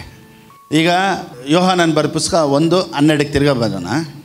13 ಓದಿ, 12 ಓದಿ ಆಯ್ತಲ್ವ, ನೆಕ್ಸ್ಟ್ 13 ಓದಿ. ಇವರು ರಕ್ತ ಸಂಬಂಧದಿಂದಾಗಲಿ ಕಾಮದಿಂದಾಗಲಿ ಪುರುಷ ಸಂಕಲ್ಪದಿಂದಾಗಲಿ ಹುಟ್ಟಿದವರಲ್ಲ, ದೇವರಿಂದಲೇ ಹುಟ್ಟಿದವರು. ಸೊ ಹೆಂಗೆ ಹುಟ್ಟುತ್ತಾರೆ ಅಂತ ಬೈಬಲ್ ಎಕ್ಸ್ಪ್ಲೈನ್ ಮಾಡ್ತೈತೆ. ಹೆಂಗೆ ಹುಟ್ಟುತ್ತಾರೆ? ರಕ್ತ ಸಂಬಂಧ, DNA, ಜೀನ್, ಕ್ರೋಮೋಸೋನ್, ಇದರಿಂದನೇ ಹುಟ್ಟೋದು ಅಂತ ಬೈಬಲ್ ಹೇಳುತ್ತೆ. ನೋಡಿ, ಈಗ ಸತ್ಯವೇದ ಹೇಳುತ್ತೆ 14. ಆ ವಾಕ್ಯವೆಂಬವನು ನರವತಾರ ಎತ್ತಿ ನಮ್ಮ ಮಧ್ಯದಲ್ಲಿ ವಾಸ ಮಾಡಿದನು. ಓಕೆ, ಇವಾಗ ಆಗ್ತಲ್ಲ ಯಾಕಮ್ಮ message translation? Not blood begotten, not flesh begotten, not sex begotten. ಈಗ ಮತ್ತೆ ನಾವು ಹೆಂಗೆ ಹುಟ್ಟಿದ್ವಿ? ನಾವು ದೇವರಿಂದ ಹುಟ್ಟಿದವರು ಅಂದರೆ ಇದಕ್ಕೇನಾದರೂ ಒಂದು ರಿಲೇಷನ್ಶಿಪ್ ಬೇಕಲ್ವಾ? ಸೊ ನೆಕ್ಸ್ಟ್, ಆ ವಾಕ್ಯವೆಂಬವನು ನರವತಾರ ಎತ್ತಿ. ವಾಕ್ಯ ಏನಾಯ್ತಂತೆ? ನರವತಾರ ಎತ್ತಿ. ಸೊ ವಾಕ್ಯನೇ, ವರ್ಡ್ ಬಿಕೇಮ್ ಫ್ಲೆಶ್. ಸೊ ಈ ವಾಕ್ಯನೇ ಈಗ ಒಂದು ಮನುಷ್ಯನ ಸೃಷ್ಟಿ ಮಾಡೋದಂತೆ. ಆಂಪ್ಲಿಫೈಡಾ 23 ಯಾಕಮ್ಮ? You have been regenerated, born again, not from a mortal origin, sperm, seed, but from one that is immortal, by the ever-living and lasting word of God. Amen. ಈ ವಾಕ್ಯ ಹೋಗಿದ ತಕ್ಷಣ ಆ ವಾಕ್ಯ ಅವ್ರನ್ನ ಮಕ್ಕಳಾಗೋ ಥರ ಮಾಡಿಬಿಡುತ್ತಂತೆ, sperm. So born of God ಅಂತ ಇವಾಗ ಸತ್ಯವೇದ ಹೇಳುತ್ತೆ. ಹೆಂಗೆ ಮಕ್ಕಳಾದ್ರಂತೆ? ಯಾರ್ಯಾರು ಆತನನ್ನು ಇವಾಗ ಹೆಂಗೆ ಆತನನ್ನು ಅಂಗೀಕರಿಸಿದ್ರ? ಈಗ ತಿರ್ಗಾ ಹೋಗೋಣ, John 1:12. But as many as received him, how did you receive him? ನೀವು ಹೆಂಗೆ, ಹೌ ಯು ರಿಸೀವ್ಡ್ ಗಾಡ್? ಹೆಂಗೆ ದೇವ್ರನ್ನ ಸ್ವೀಕಾರ ಮಾಡ್ಕೊಂಡ್ರ? ಯೇಸುವೆ, ಇವತ್ತು ನಾನು ನಿನ್ನ ಸ್ವಂತ ರಕ್ಷಕನಾಗಿ ಸ್ವೀಕಾರ ಮಾಡ್ಕೊಳ್ತೀನಿ, ನೀನು ನನ್ನ ಹೃದಯದೊಳಗೆ ಬಾಪ ಅಂದ. ಬಂದ್ರ? ಹೆಂಗೆ ಬಂದರು? ಗೊತ್ತಾಯ್ತಾ ಅವ್ರು ಬಂದಿದ್ದು ನಿಮ್ಮೊಳಗೆ? ನೀವು ಹೇಳಿದ್ರಿ, ಯೇಸುವೆ ನನ್ನ ಹೃದಯದೊಳಗೆ ಬಾಪ. ಎಷ್ಟು ಜನ ಪ್ರೇಯರ್ ಮಾಡಿದ್ದೀರಾ? ಇದು ಫಸ್ಟ್ ಟೈಮ್ ಪ್ರೇಯರ್. ಎಷ್ಟು ಜನ ಪ್ರೇಯರ್ ಮಾಡಿ ಯೇಸುವೆ ನನ್ನ ಹೃದಯದೊಳಗೆ ಬಾಪ ಅಂತ? ನಿಮ್ಗೆ ಗೊತ್ತಾಯ್ತಾ ಅವ್ರು ಬಂದರು ಅಂತ? ಗೊತ್ತಾಯ್ತಾ? ಹೆಂಗೆ? ವಾಕ್ಯ ಹೋಯ್ತು, ಒಂದು ವೇಳೆ ಇರ್ಬೋದೇನೋ ಅಂತ. ಆದರೆ ಅವ್ರು ಬಂದ್ಬಿಟ್ಟು ತಟ್ಟು ಹಂಗೆ ಒಳಗಡೆ ಕಾಲು ಹಾಕಿ ಹಂಗೆ, ಅಥವಾ ಮೇಲಿಂದ ಇಳಿದು ಬಂದು, ಅಥವಾ ಬಾಗಿಲು ತಟ್ಟೋ, ಒಳಗೆ ಬಂದು ನುಗ್ಗೋ, ಏನೋ ಅಂಥದ್ದೇನೂ ಇಲ್ಲ ತಾನೆ.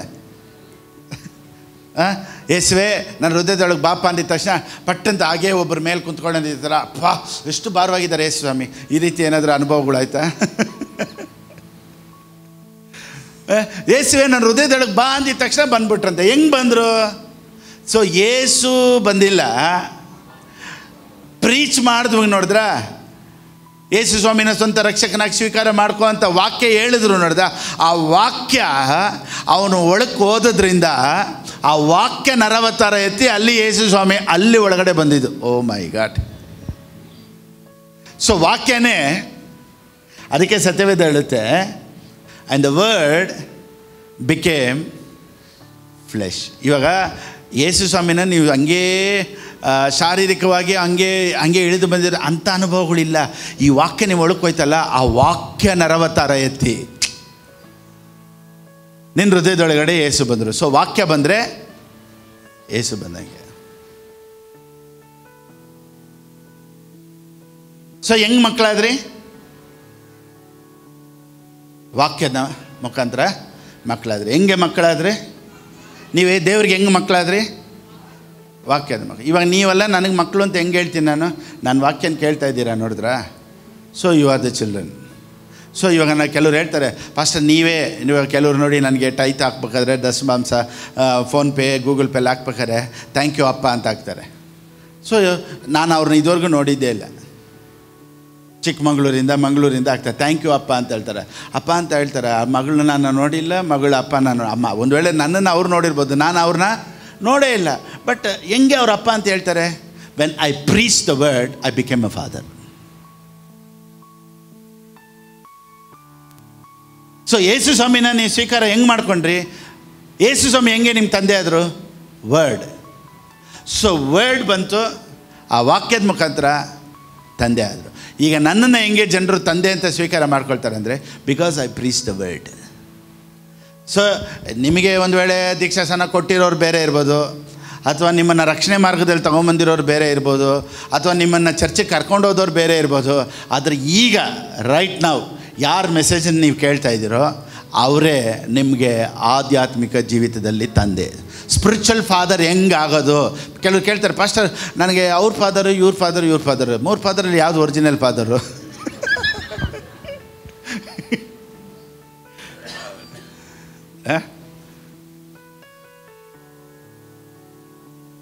ಒಬ್ಬನು ಹೋಗಿ ಯೇಸು ಸ್ವಾಮಿ ಹತ್ರ ಕೇಳ್ತಾನೆ. ಫಸ್ಟು ಮದುವೆ ಆಯಿತು ಒಂದು, ಅವನು ಮಕ್ಕಳು ಕೊಡಲಿಲ್ಲ, ತೀರೋದನಂತೆ. ಸೊ ನೆಕ್ಸ್ಟು 2ನೇ ಮದುವೆ ಆಗ್ತಾನೆ, ಅವನು ತೀರೋದನಂತೆ. ನೆಕ್ಸ್ಟು ಈ ರೀತಿ ಎಷ್ಟು ಜನ ಆದರು? 7. ಈಗ ಇವನೇನು ಕ್ವಶನ್ ಕೇಳ್ತಾನೆ ಯೇಸು ಸ್ವಾಮಿ ಹತ್ರ, ಹೇಳಿ ನೋಡೋಣ. ಅದಕ್ಕೆ ಯೇಸು ಸ್ವಾಮಿ ಏನು ಹೇಳ್ತಾರೆ? ಸೊ ಈ ಕ್ವಶನ್ ತುಂಬ ಜನಕ್ಕೆ ಇರ್ಬೋದು. ಪಾಸ್ಟರ್ ನನಗೆ ಅವ್ರು ದೀಕ್ಷಾ ಸ್ಥಾನ ಕೊಟ್ಟರು, ಪಾಸ್ಟರ್ ಅವ್ರು ನನ್ನ ಚರ್ಚಿಗೆ ಕರ್ಕೊಂಡೋದ್ರು, ಪಾಸ್ಟರ್ ಅವ್ರು ನನಗೆ ಫಸ್ಟ್ ಯೇಸು ಸ್ವಾಮಿ ಬಗ್ಗೆ ತಿಳಿಸಿದ್ರು, ಈಗ ನಾನು ನಿಮ್ಮ ವಾಕ್ಯ ಕೇಳ್ತೇನೆ, ಈ 4 ಜನದಲ್ಲಿ ಯಾರು ತಂದೆ ಅಂತ ಕ್ವಶನ್ ನಿಮ್ಗೆ ಬಂದಿರ್ಬೋದು. ರೈಟ್ ನಾವು ಯಾರ ವಾಕ್ಯದಲ್ಲಿ ನೀವು ಬೆಳೀತಾ ಇದ್ದೀರಾ, ಯಾರ ವಾಕ್ಯದಲ್ಲಿ ನೀವು ನಿಲ್ತಾ ಇದ್ದೀರಾ, ಯಾವ ವಾಕ್ಯದಲ್ಲಿ ಯಾರು ಕೊಡ್ತಾರೋ ವಾಕ್ಯದಲ್ಲಿ ನೀವು ಬಲವಂತ ಇದ್ದೀರಾ, ಯಾರ ವಾಕ್ಯದಲ್ಲಿ ದೇವರೊಂದಿಗೆ ನಿಮಗೆ ಹೊಂದಾಣಿಕೆ, ದೇವರೊಂದಿಗೆ ಫೆಲೋಶಿಪ್ಪು, ಐಕ್ಯತೆ, ಯಾರ ವಾಕ್ಯದಿಂದ ನೀವು ಬೆಳೀತಾ ಇದ್ದೀರೋ ಅವರೇ ನಿಮಗೆ ಸ್ಪಿರಿಚುವಲ್ ಫಾದರ್ ಆಗೋದಕ್ಕೆ, ತಂದೆ ಆಗೋದಕ್ಕೆ ರೈಟ್ಸ್ ಬೈಬಲ್ ಹೇಳುತ್ತೆ. ಪೌಲನ್ ಹೇಳ್ತಾನೆ ನೋಡಿ, ನಿಮಗೆ ಅನೇಕ ಲೀಡರ್ಸ್ ಇರ್ಬೋದು, ತಂದೆಗಳು ಇರ್ಬೋದು ಅಂತ. ಅವನು ಹೇಳ್ತಾನೆ, ನಾನು ನಿಮ್ಮನ್ನು ಏನು ಮಾಡಿದ್ದೀನಿ? ವಾಕ್ಯದ ಮುಖಾಂತರ ಬೆಳೆಸಿದ್ದೀನಿ. So I have a right ಅಂತ. ಅದಕ್ಕೆ ಪೌಲನ್ ಹೇಳ್ತಾನೆ, ಒಬ್ಬರು ಅಸ್ಥಿವಾರ ಹಾಕಿದ್ರಂತೆ, ಒಬ್ಬರು ಬಿಲ್ಡಿಂಗ್ ಕಟ್ಟಿದ್ರಂತೆ. ಅವನೇನು ಹೇಳ್ತಾನೆ, ಒಬ್ಬರು ಹಳ್ಳ ತೊಡೆದ್ರು, ಒಬ್ಬರು ಗಿಡ ಹಾಕಿದ್ರು, ಆದರೂ ಒಬ್ರಿಗೆ ನೀರು ಹಾಕಿದ್ರು. ಸೊ ಬೆಳೆಸೋನೇನೋ ದೇವರು ಅಂತ. ಆ ರೀತಿ ನಿಮ್ಮನ್ನು ದೀಕ್ಷಾ ಸ್ನಾನ ನಡೆಸೋದ್ರಲ್ಲಿ ಒಬ್ಬರು ಇದ್ದಿರ್ಬೋದು, ಚರ್ಚಿಗೆ ಕರ್ಕೊಂಡು ಹೋದವರು ಒಬ್ಬರು ಇದ್ದಿರ್ಬೋದು, ನಿಮ್ಮ ಲೈಫಲ್ಲಿ ಎಷ್ಟೋ ಜನರನ್ನ ನೋಡಿರ್ಬೋದು. ಒಬ್ಬೊಬ್ಬರು ನೋಡಿ, ಇವಾಗ ಹಿಂಗೆ ಹೇಳ್ತೀನಿ ನೋಡಿ, ನೀವು ಇವಾಗ ಡಿಗ್ರಿ ಮಾಡಿದ್ದಿಂದರೆ ಎಷ್ಟೋ ಟೀಚರ್ಗಳು ಬಂದಿರ್ಬೋದು. LKG ಟೀಚರ್ ಬಂದರು, UKG ಟೀಚರ್ ಬಂದರು, ಫಸ್ಟ್ ಸ್ಟ್ಯಾಂಡರ್ಡ್ ಟೀಚರ್ ಬಂದರು. ಏನೇ ಆದರೂ LKG ಟೀಚರ್ನ ಬಿಡೋಕ್ಕಿಲ್ಲ ಫಾಸ್ಟರ್ ಅಂತ ಹೇಳ್ತೀರಾ? ಇವಾಗ ಡಿಗ್ರಿ ಓದ್ಕೊಂಡು ಬಂದುಬಿಟ್ಟಿದ್ದೀರಾ, LKG ಟೀಚರ್ ಹತ್ರ ನಿಮ್ಗೆ ಟಚ್ ಇದೆಯಾ? ಮರ್ತೇ ಹೋಗ್ಬಿಟ್ರಿ, ಯಾರು ಟೀಚರ್ ಅಂತಲೇ ಗೊತ್ತಿಲ್ಲ ಅಲ್ವಾ? ಡಿಗ್ರಿ ಬಂದಿದ್ದ ತಕ್ಷಣ ಇವಾಗ ಅಲ್ಲಿ ಎಲ್ಲಿ ಹೋಗ್ತಿದ್ರು, ಆ ಥರ ದೇವರು ಹಂತಗಳನ್ನು ಚೇಂಜ್ ಮಾಡ್ತಾ ಇರ್ತಾರೆ. ಸೊ ಅವಾಗ ಇದ್ದಿದ್ದು ನಿಮಗೆ ಸ್ಪಿರಿಚುವಲ್ ಲೀಡರ್ ಬೇರೆ, ಈಗ ಸ್ಪಿರಿಚುವಲ್ ಲೀಡರ್ ಬೇರೆ. ಸೊ ನಾವು ಒಂದೇ ಕಡೆ ಇರೋದಕ್ಕೆ ಸಾಧ್ಯ ಇಲ್ಲ. ಏನೇ ಆದರೂ ಪಾಸ್ಟರ್ ನಮ್ಮನ್ನು ಫಸ್ಟು ABCD ಕಲಿಸ್ಕೊಟ್ರು ನೋಡಿ, ಅವ್ರನ್ನ ಮರೆಯೋಕ್ಕಾಗುತ್ತಾ? ಮರಿಬೇಡ.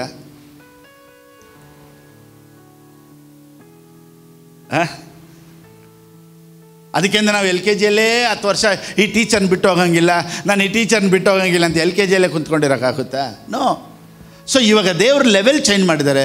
ಈಗ ದೇವರು ಒಂದು ಸ್ಪಿರಿಚುವಲ್ ಫಾದರ್ ಅಂತ ನಿಮ್ಗೆ ಕೊಟ್ಟಿದ್ದಾರಲ್ಲ, ಈ ವಾಕ್ಯದ ಮುಖಾಂತರ ನೀವು ಬೆಳೀರಿ, ಕಲೀರಿ, ಆಶೀರ್ವಾದವಾಗಿರಿ, ಇನ್ನೂ ದೊಡ್ಡ ದೊಡ್ಡ ಕಾರ್ಯಗಳನ್ನು ಮಾಡೋದಕ್ಕೆ ದೇವರು ವಾಕ್ಯದ ಮುಖಾಂತರ ನಿಮ್ಮೊಂದಿಗೆ ಮಾತನಾಡ್ತಾರೆ. ಆಮೇಲೆ ಸೊ ರೆಗ್ಯುಲರಾಗಿ ನಾನು ಫಾಲೋ ಮಾಡಬೇಕು, ರೆಗ್ಯುಲರಾಗಿ ದೇವರು ಫಿಲಿಪ್ ಪಾಸ್ಟರ್ ಮುಖಾಂತರ ಏನು ಹೇಳ್ತಾರೆ ಆ ರೀತಿ ನಾನು ಫಾಲೋ ಮಾಡಬೇಕು, ನನ್ನ ಲೈಫನ್ನು ಒಪ್ಪಿಸ್ಕೊಡ್ಬೇಕು ಅಂತ ನೀವು ಟೋಟಲಾಗಿ ಕಮಿಟ್ ಆದರೆ ಮಾತ್ರನೇ you can see the level change. ಅದರ ಒಂದು ಡಿಫ್ರೆಂಟು ನೀವು ನೋಡೋದಕ್ಕೆ ಸಾಧ್ಯ. ಆಮೆನ್. ಸೊ ಈ ವಾಕ್ಯನ ಕೇಳ್ತಾ ಇರೋ ಎಲ್ಲರ ಜೀವಿತಗಳಲ್ಲಿ ಅದ್ಭುತಗಳು ನಡೀಲಿ ಯೇಸುವಿನ ನಾಮದಲ್ಲಿ. 8:10 ಓಕೆ. ಇಬ್ರಿಯರ ಬರೆದ ಪುಸ್ತಕ 8ನೇ ಅಧ್ಯಾಯ 10ನೇ ವಾಕ್ಯ ಓದಿ. ಆ ದಿನಗಳು ಬಂದ ಮೇಲೆ ನಾನು ಇಸ್ರಾಯೇಲ್ ವಂಶದವರೊಂದಿಗೆ ಮಾಡಿಕೊಳ್ಳುವ ಒಡಂಬಡಿಕೆ ಹೀಗಿರೋದು. ಓಕೆ. ನನ್ನ ಆಜ್ಞೆಗಳನ್ನು ಅವರ ಮನಸ್ಸಿನಲ್ಲಿ ಇಡುವೆನು, ಅವರ ಹೃದಯದ ಮೇಲೆ ಅವುಗಳನ್ನು ಬರೆಯುವೆನು. ಸೊ ಮನಸ್ಸಿನಲ್ಲಿ ಇಡುವೆನು ಅಂತ ಹೇಳ್ತಾರೆ. ಆಜ್ಞೆಗಳನ್ನು ಇವಾಗ ಹೊಸ ಒಡಂಬಡಿಕೆಯಲ್ಲಿ ಎಲ್ಲಿಡ್ತಾರಂತೆ? ಮನಸ್ಸಲ್ಲಿಡಿ. ಮನಸ್ಸೆಲ್ಲಿದೆ? ಹೃದಯದಲ್ಲಿ ಬರ್ದಿದ್ದೀನಿ ಅಂದ್ರೂ ಹೃದಯನ ಕಟ್ ಮಾಡಿ ಎತ್ಬೋದು. ಮನಸ್ಸನ್ನು ಕಟ್ ಮಾಡಿದ್ರೆ ಮನಸ್ಸೆಲ್ಲಿ ಸಿಗುತ್ತಾ? ಹೃದಯದ ಮೇಲೆ ಬರ್ದಿದ್ದೀನಿ ಅಂದ್ರೂ ಅದು ಮನಸ್ಸೇ. ನೋಡಿ, ಹೃದಯ ಅಂದಿದ ತಕ್ಷಣ ನಾವು ಹಾರ್ಟ್ ಅಂತ ತಿಳ್ಕೊಂಬಾರ್ದು. ಹಾರ್ಟ್ ಅಂದರೆ ಈ ಹಾರ್ಟ್ ಏನು ಗೊತ್ತಾ, ಬ್ಲಡ್ ಪ್ಯೂರಿಫೈ ಮಾಡೋದು. ಇದು ಹಾರ್ಟ್ಗೆ ಹೋಗಿ ಕ್ಲೀನಾಗಿ ಬರುತ್ತೆ. ಅಲ್ಲಿ ಕ್ಲೀನ್ ಆಗೋದಕ್ಕೆ ವೆಯ್ನ್ಸ್ ಕರೆಕ್ಟಾಗಿ ಇರಬೇಕು, ಅಲ್ಲೇ ಬ್ಲಾಕೇಜ್ ಇರಬಾರ್ದು. ಕೆಲವು ಹಾರ್ಟ್ ಅಟ್ಯಾಕ್ ಅಂತಾರಲ್ಲ, 90% ಬ್ಲಾಕ್ ಇರುತ್ತೆ, 99 ಕೊಲೆಸ್ಟ್ರಾಲ್ ಎಲ್ಲೋಗಿ ಸ್ಟಕ್ ಆಗುತ್ತೆ ಹಾರ್ಟಲ್ಲಿ. ಅದಕ್ಕೆ ಓಪನ್ ಹಾರ್ಟ್ ಸರ್ಜರಿ ಅಂತಾರೆ, ಅದಕ್ಕೆ ಬಂದ್ಬಿಟ್ಟು ಆಂಜಿಯೋಬ್ಲಾಸ್ಟ್ ಅಂತಾರೆ. ಅದನ್ನು ಒಂದು ಒಂದು ಒಂದು ಒಂದು ಚಿಕ್ಕ ಒಂದು ಪೈಪ್ ಥರ ಚಿಕ್ಕ ಹೊಡೆದ್ಬಿಟ್ಟು ಎಲ್ಲೆಲ್ಲಿ ಕೊಲೆಸ್ಟ್ರಾಲ್ ಇದೋ ಅದನ್ನು ಬ್ಲಾಸ್ಟ್ ಮಾಡ್ತಾರೆ. ಸೊ ಈ ಹಾರ್ಟ್ ಬಗ್ಗೆ ಸತ್ಯವೇದ ಮಾತಾಡ್ತಲ್ಲ, ನಾನು ಅದನ್ನು ಕಿತ್ತು ಬರಿತೀನಿ ಅಂತ ಹೇಳಿಲ್ಲ. ಹೃದಯದ ಮೇಲೆ ಬರಿತೀನಿ ಅಂದರೆ ಮನಸ್ಸೊಳಗಡೆ ಬರಿತೀನಿ. ಸೊ ಈಗ ನಿಮಗೆ ಕ್ಲೀನಾಗಿ ಎಕ್ಸ್ಪ್ಲೇನ್ ಮಾಡ್ತೀನಿ ನೋಡಿ. ಮನಸ್ಸು ಅಂದರೆ ಇಟ್ಸ್ ಎ ನೇಚರ್, ಕ್ಯಾರೆಕ್ಟರ್, ಇದೆಲ್ಲ ಮನುಷ್ಯನಲ್ಲಿ ಎಲ್ಲಿದೆ ಅಂದರೆ, ಮನುಷ್ಯನನ್ನು ನೋಡಿ, our body is made up off from many cells. ಆ ಸೆಲ್ಸ್ ಹೆಂಗಿರುತ್ತೆ, ಚಿಕ್ಕ ಚಿಕ್ಕ ಚಿಕ್ಕ ಚಿಕ್ಕ ಚಿಕ್ಕ ಚಿಕ್ಕ ಚಿಕ್ಕ ಸೆಲ್ಸ್, ಅದನ್ನ ಹಂಗೆ ಒಂದು ಬಿಲ್ಡಿಂಗ್ ಥರ ಹಂಗಿರುತ್ತೆ ಸೆಲ್ಸ್, ಚಿಕ್ಕ ಚಿಕ್ಕ. ಅದು ಸೆಲ್ಸ್ ಒಳಗಡೆ ನ್ಯೂಕ್ಲಿಯಸ್ ಅಂತ ಇರುತ್ತೆ. ಆ ನ್ಯೂಕ್ಲಿಯಸ್ ಒಳಗಡೆ ಕ್ರೋಮೋಸೋನ್ ಇರುತ್ತೆ. ಕ್ರೋಮೋಸೋನಿಂದ DNA ಇರುತ್ತೆ, DNA ಇಂದ ಜೀನ್ ಬರುತ್ತೆ. ಸೊ ಇಷ್ಟು ಮನುಷ್ಯನೊಳಗಡೆ ಇರುತ್ತೆ. ಆ ಚಿಕ್ಕ ಸ್ಪರ್ಮಲ್ಲೇ ಅಷ್ಟಿರುತ್ತೆ. ಒಬ್ಬ ಮನುಷ್ಯನೊಳಗಡೆ ಮಗು ಆಗೋದು ಹೆಂಗೆ ಅಂದರೆ ಮಿಲಿಯನ್ಸ್ ಆಫ್ ಸ್ಪರ್ಮ್ಸ್, ಅದರಲ್ಲಿ ಒಂದು ಬಂದು ಮಗು ಆಗೋದು. ಸೊ ಆ ಮಿಲಿಯನ್ಸ್ ಆಫ್ ಸ್ಪರ್ಮ್ಸ್ ಅಂತ ಹೇಳ್ತಾರಲ್ಲ, ಆ ಬೀಜ, ಅದರಲ್ಲೇ ಕ್ರೋಮೋಸೋನ್ ಅಂತ ಹೇಳ್ತಾರೆ. ಕ್ರೋಮೋಸೋನ್, ಆ ಕ್ರೋಮೋಸೋನಲ್ಲೇ ಬಂದ್ಬಿಟ್ಟು ಮನುಷ್ಯನ ಕ್ಯಾರೆಕ್ಟರು, ನೇಚರ್ ಎಲ್ಲ ಅದರೊಳಗಡೆ ಇರೋದೇ ಕ್ರೋಮೋಸೋನ್. ಅದು ಯಾವ ರೀತಿ ಹೇಳ್ಬೋದು ಅಂದರೆ, ಈಗ ಒಂದು ತಂದೆಗೆ ಫಾದರ್ ಮದರ್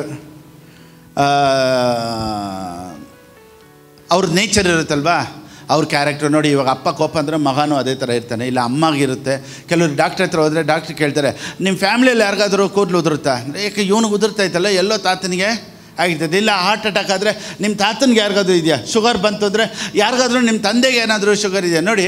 ಆ ಶುಗರ್ ಅನ್ನೋದು ಬಂದ್ಬಿಟ್ಟು ಈ ಕ್ರೋಮೋಸೋನಿಂದ, ಈ DNA ಜೀನಿಂದ ಬಂದ್ಬಿಟ್ಟು ಆ ಸ್ಪರ್ಮಲ್ಲಿ ಹಂಗೇ ಟ್ರಾನ್ಸ್ಫರ್ ಆಗುತ್ತೆ.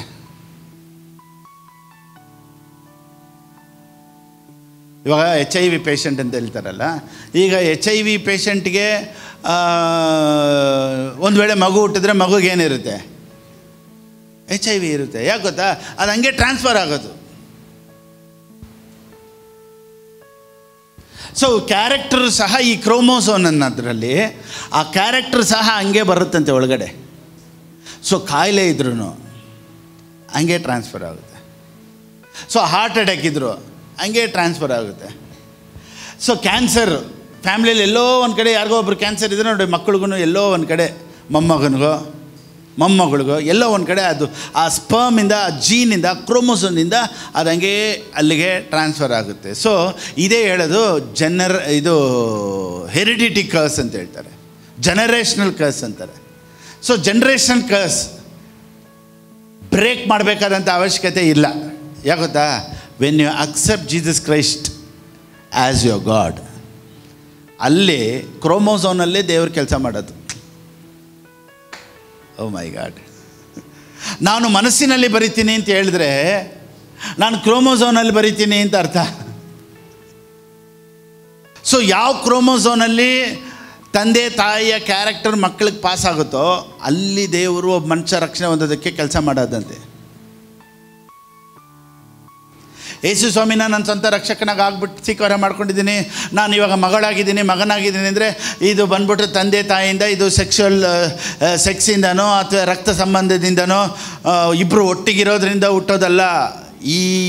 ಈ ಸೀಡು ವರ್ಡ್ ಆಫ್ ಗಾಡ್, ಈ ಸೀಡ್ ಎಲ್ಲಿ ಕೆಲಸ ಮಾಡುತ್ತೆ, straight God will work in your ಕ್ರೋಮೋಸೋನ್.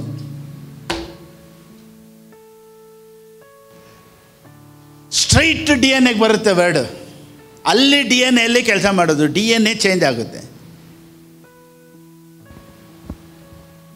ಅಲ್ಲಿ DNA ಈಗ ಹೆರಿಡಿಟಿ ಹೆಂಗೆ ತಂದೆ ತಾಯಿ ಈಗ ಗಂಡು ಹೆಣ್ಣು ಸೇರಿ ಹೆಂಗೆ ಪ್ರೆಗ್ನೆಂಟ್ ಆಗ್ತಾರೋ ಆ ಥರ ಈ ವರ್ಡ್ ಕ್ರೋಮೋಸೋನ್ ಒಳಗಡೆ ಹೋಗಿ ಅಲ್ಲಿ ಕೆಲಸ ಮಾಡಿ ನಿಮ್ಮನ್ನು ಮಕ್ಕಳಾಗುವಂತೆ ಮಾಡುತ್ತಂತೆ.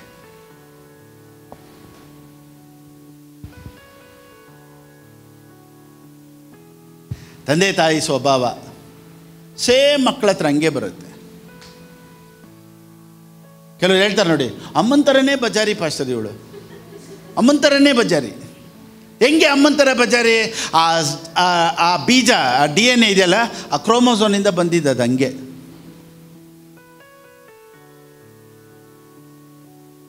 ಎಷ್ಟು ಕುಡಿತಾನೆ ಅವ್ರ ಅಪ್ಪನ ಥರನೇ ಕುಡ್ಕ. ಹೆಂಗೆ? ಜೀನಲ್ಲಿ ಹಂಗೆ ಬರುತ್ತೆ ನೋಡಿ. We have to break it in Jesus name. ಅದಲ್ಲಾಗಬಾರ್ದು. ಸೊ ತಂದೆ ತಾಯಿ ಥರನೇ ನೇಚರ್ ನೋಡಿ. ಅಪ್ಪ ಅಮ್ಮ ಯಾರ ಹತ್ರ ಮಾತಾಡೋಣ, ಮಕ್ಕಳು ಅದೇ ನೇಚರಲ್ಲಿ ಇರ್ತಾರೆ. ಅಪ್ಪ ಕೆಟ್ಟವನಾಗಿದ್ದರೆ ಮಗನೂ ಹಂಗೆ ಇರ್ತಾನೆ. ಮಗಳು ಅಮ್ಮ ಕ್ಯಾರೆಕ್ಟರ್ ಸರಿ ಅಂದರೆ ಮಗಳ ಕ್ಯಾರೆಕ್ಟರ್. ಅದಕ್ಕೇ ಮದುವೆ ಆಗೋದಕ್ಕೆ ಹುಡುಗಿನ ನೋಡಬೇಕಂದ್ರೆ ಅಮ್ಮನ ನೋಡಬೇಕು ಅಂತಾರೆ. ನೂಲಿನಂತೆ ಸೀರೆ, ತಾಯಿ ಅಂತೆ ಮಗಳಂತೆ. ಇವಾಗ ಇದೆಲ್ಲ ಹೆಂಗೆ ಹೇಳ್ತಾರೆ ನೋಡಿ. ಇವಾಗ ಒಬ್ಬರು ನಾನು ಹೋಗಿ ನೋಡಬೇಕಂದ್ರೆ ಫಸ್ಟು ಮನೆ ಕೆಲಸ ಮಾಡ್ತಾರೆ. ಏನೋ ಮಕ್ಕಳು ನೋಡಿ, ಮನೆ ಕೆಲಸ ಮಾಡಲ್ಲ, ಮನೆ ಕ್ಲೀನ್ ಇಡಲ್ಲ. ಯಾಕೆ ಗೊತ್ತಾ? ಅವ್ರ ಅಮ್ಮ ಹಂಗೆ. ಈ ಮಕ್ಕಳು ಬೆಳಿಗ್ಗೆ ಎದ್ದೋಳಲ್ಲ, ನೀಟಾಗಿ ರೆಡಿ ಆಗಲ್ಲ, ಡಿಸಿಪ್ಲಿನ್ ಇಲ್ಲ, ಅಡುಗೆ ಮಾಡಲ್ಲ, ಮನೆ ಕ್ಲೀನ್ ಇಡಲ್ಲ ಮಕ್ಕಳು.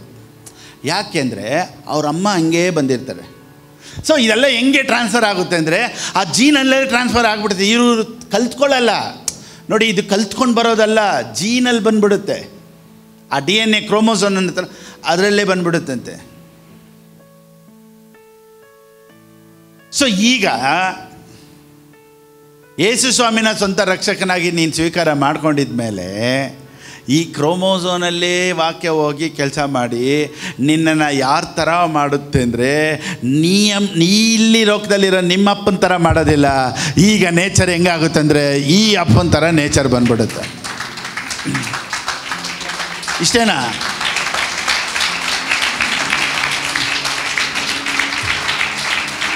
ಈಗ ಸಿಂಹಕ್ಕೆ ಹುಟ್ಟಿದ್ದು ಸಿಂಹ ಥರ ಇರುತ್ತೆ. Praise the lord. ನಾವೆಲ್ಲ ಯಾರು?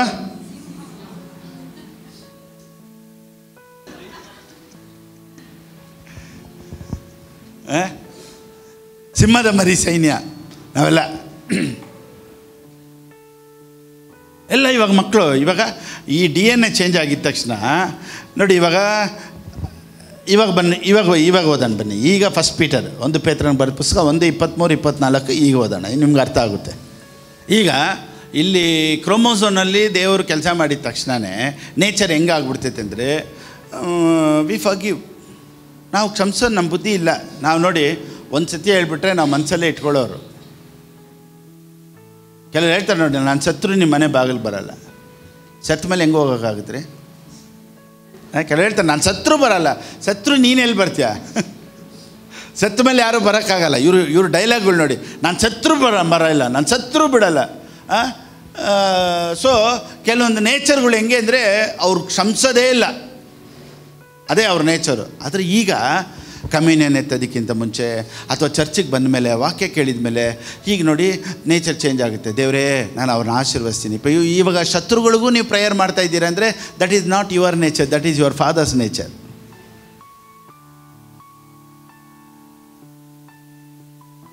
ಕ್ಷಮಿಸೋ ಬುದ್ಧಿ ನಿಮಗಿಲ್ಲ, DNA ಅದು.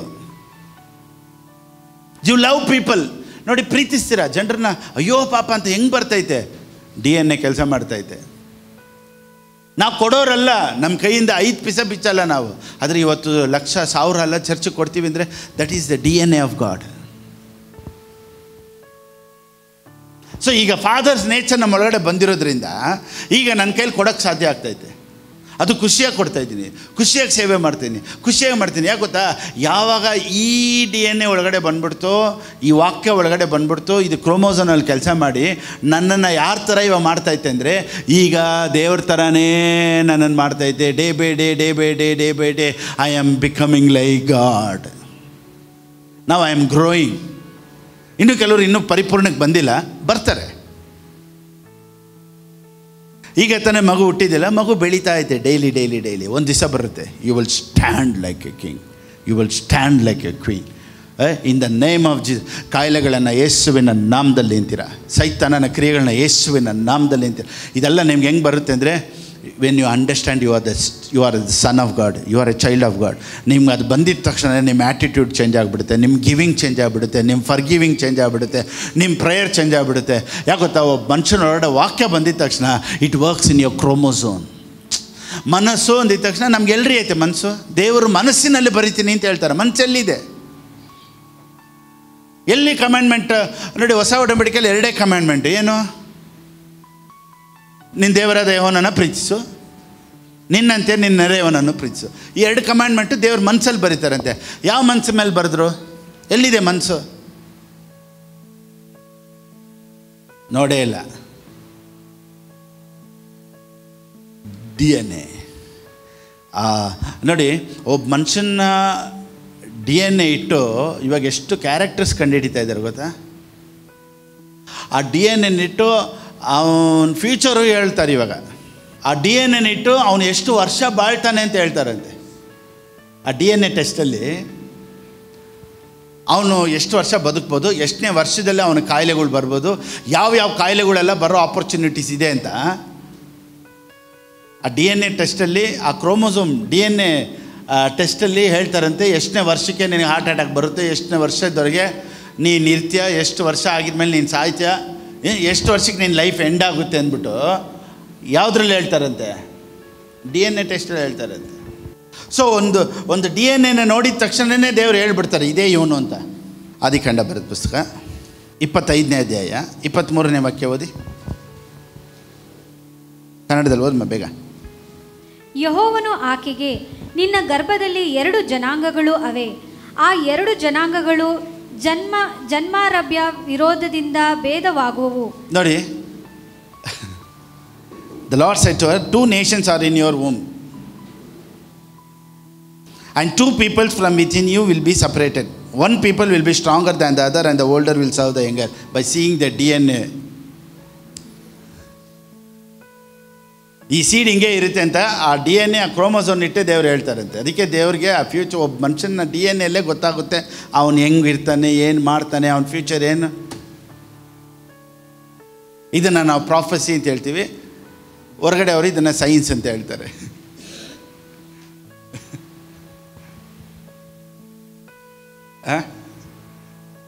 Biology, science. ಸೊ ಸೈನ್ಸಿನಿಟ್ಟು ಕಂಡುಹಿಡಿತಾರೆ. ಇವಾಗ ನೋಡಿ, ಅದಕ್ಕೆ ಡಾಕ್ಟರ್ಸ್ಗಳು ಎಷ್ಟು ಕಲಿತಾರೆ ಅಂದರೆ ಅವರು ದೇ ನೋ ಎವ್ರಿಥಿಂಗ್. ಅಂದರೆ ಅವ್ರಿಗೆ ಅವರು ಸೈನ್ಸ್ ಓದ್ತಾರಲ್ಲ, ಅವ್ರಿಗೆ ಆದಷ್ಟು ಅವ್ರಿಗೆ ತಿಳುವಳಿಕೆ ಇರುತ್ತೆ. ಕರೆಕ್ಟಿಗೆ ಹೇಳ್ತಾರೆ ನೋಡಿ. ಇನ್ನೊಂದು 3-4 ಡೇಸ್ ಇರ್ತಾರೆ ಅಷ್ಟೇ ಇವರು. ಒಂದು ಹಾಸ್ಪಿಟ್ಲಿಗೆ ಹೋಗಿದ ತಕ್ಷಣ ಕೆಲವ್ರು ಹೇಳ್ತಾರೆ ಅವ್ರು ಕರೆಕ್ಟ್ ಟೈಮ್ ಕರ್ಕೊಂಬಂದ. ಇದು ಎಲ್ಲ ಹಾಸ್ಪಿಟಲ್ ಡೈಲಾಗ್, ಅದು ಬಿಡಿ. ಇನ್ನೂ ಒಂದು ಸ್ವಲ್ಪ ಲೇಟ್ ಮಾಡಿದ್ದಿದ್ರೆ ಅದು ನಾರ್ಮಲ್ ಡೈಲಾಗ್. ಅದು ಬಿಟ್ಟು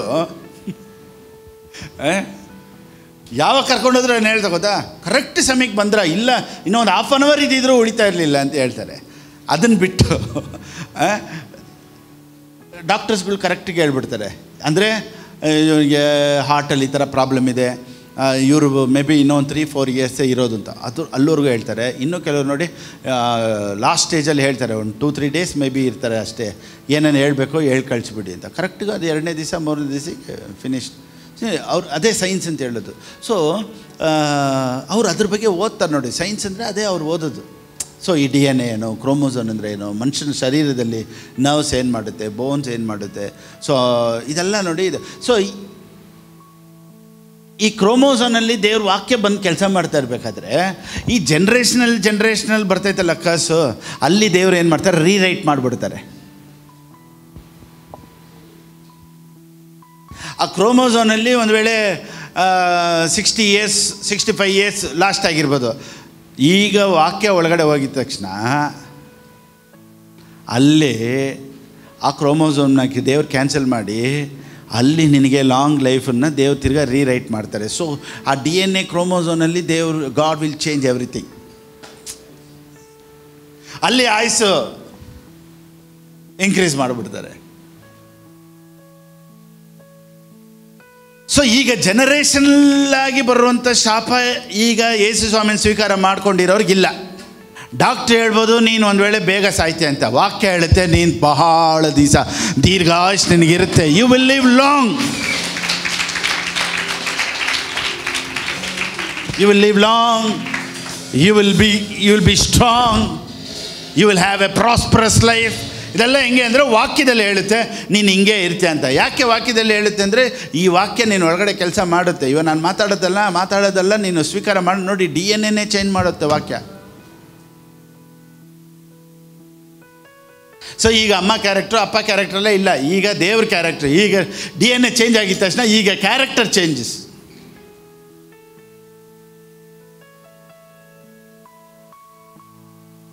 ಈಗ ನಾನು ಆಡಬೇಕು, ಈಗ ನಾನು ಕೊಡಬೇಕು, ಈಗ ನಾನು ದೇವ್ರಿಗಾಗಿ ಏನಾದರೂ ಮಾಡಬೇಕು. ಈಗ DNA ದೇವ್ರ ಕೆಲಸ ಮಾಡ್ತಾ ಇದ್ದಾರೆ. ಓ ಮೈ ಗಾಡ್. ಈಗ ನಾವು ವರ್ಡ್ಸ್ ಚೇಂಜ್ ಆಗ್ತೈತೆ, ಥಿಂಕಿಂಗ್ ಚೇಂಜ್ ಆಗ್ತೈತೆ. ಯಾಕಂದರೆ ದೇವ್ರು ನಿನ್ನನ್ನು ಸುಮ್ಮನೆ ಇರೋಕ್ಕೆ ಬಿಡ್ತಾ ಇಲ್ಲ. ಪಾಸ್ಟರ್ ಏನಾದರೂ ಮಾಡಬೇಕು, DNA is working.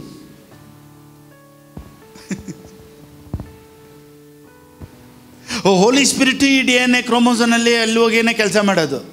Holy spirit ಪವಿತ್ರಾತ್ಮನು ನಿಮ್ಮಲ್ಲಿದ್ದಾರೆ ಅಂದರೆ ಎಲ್ಲಿದ್ದಾರೆ?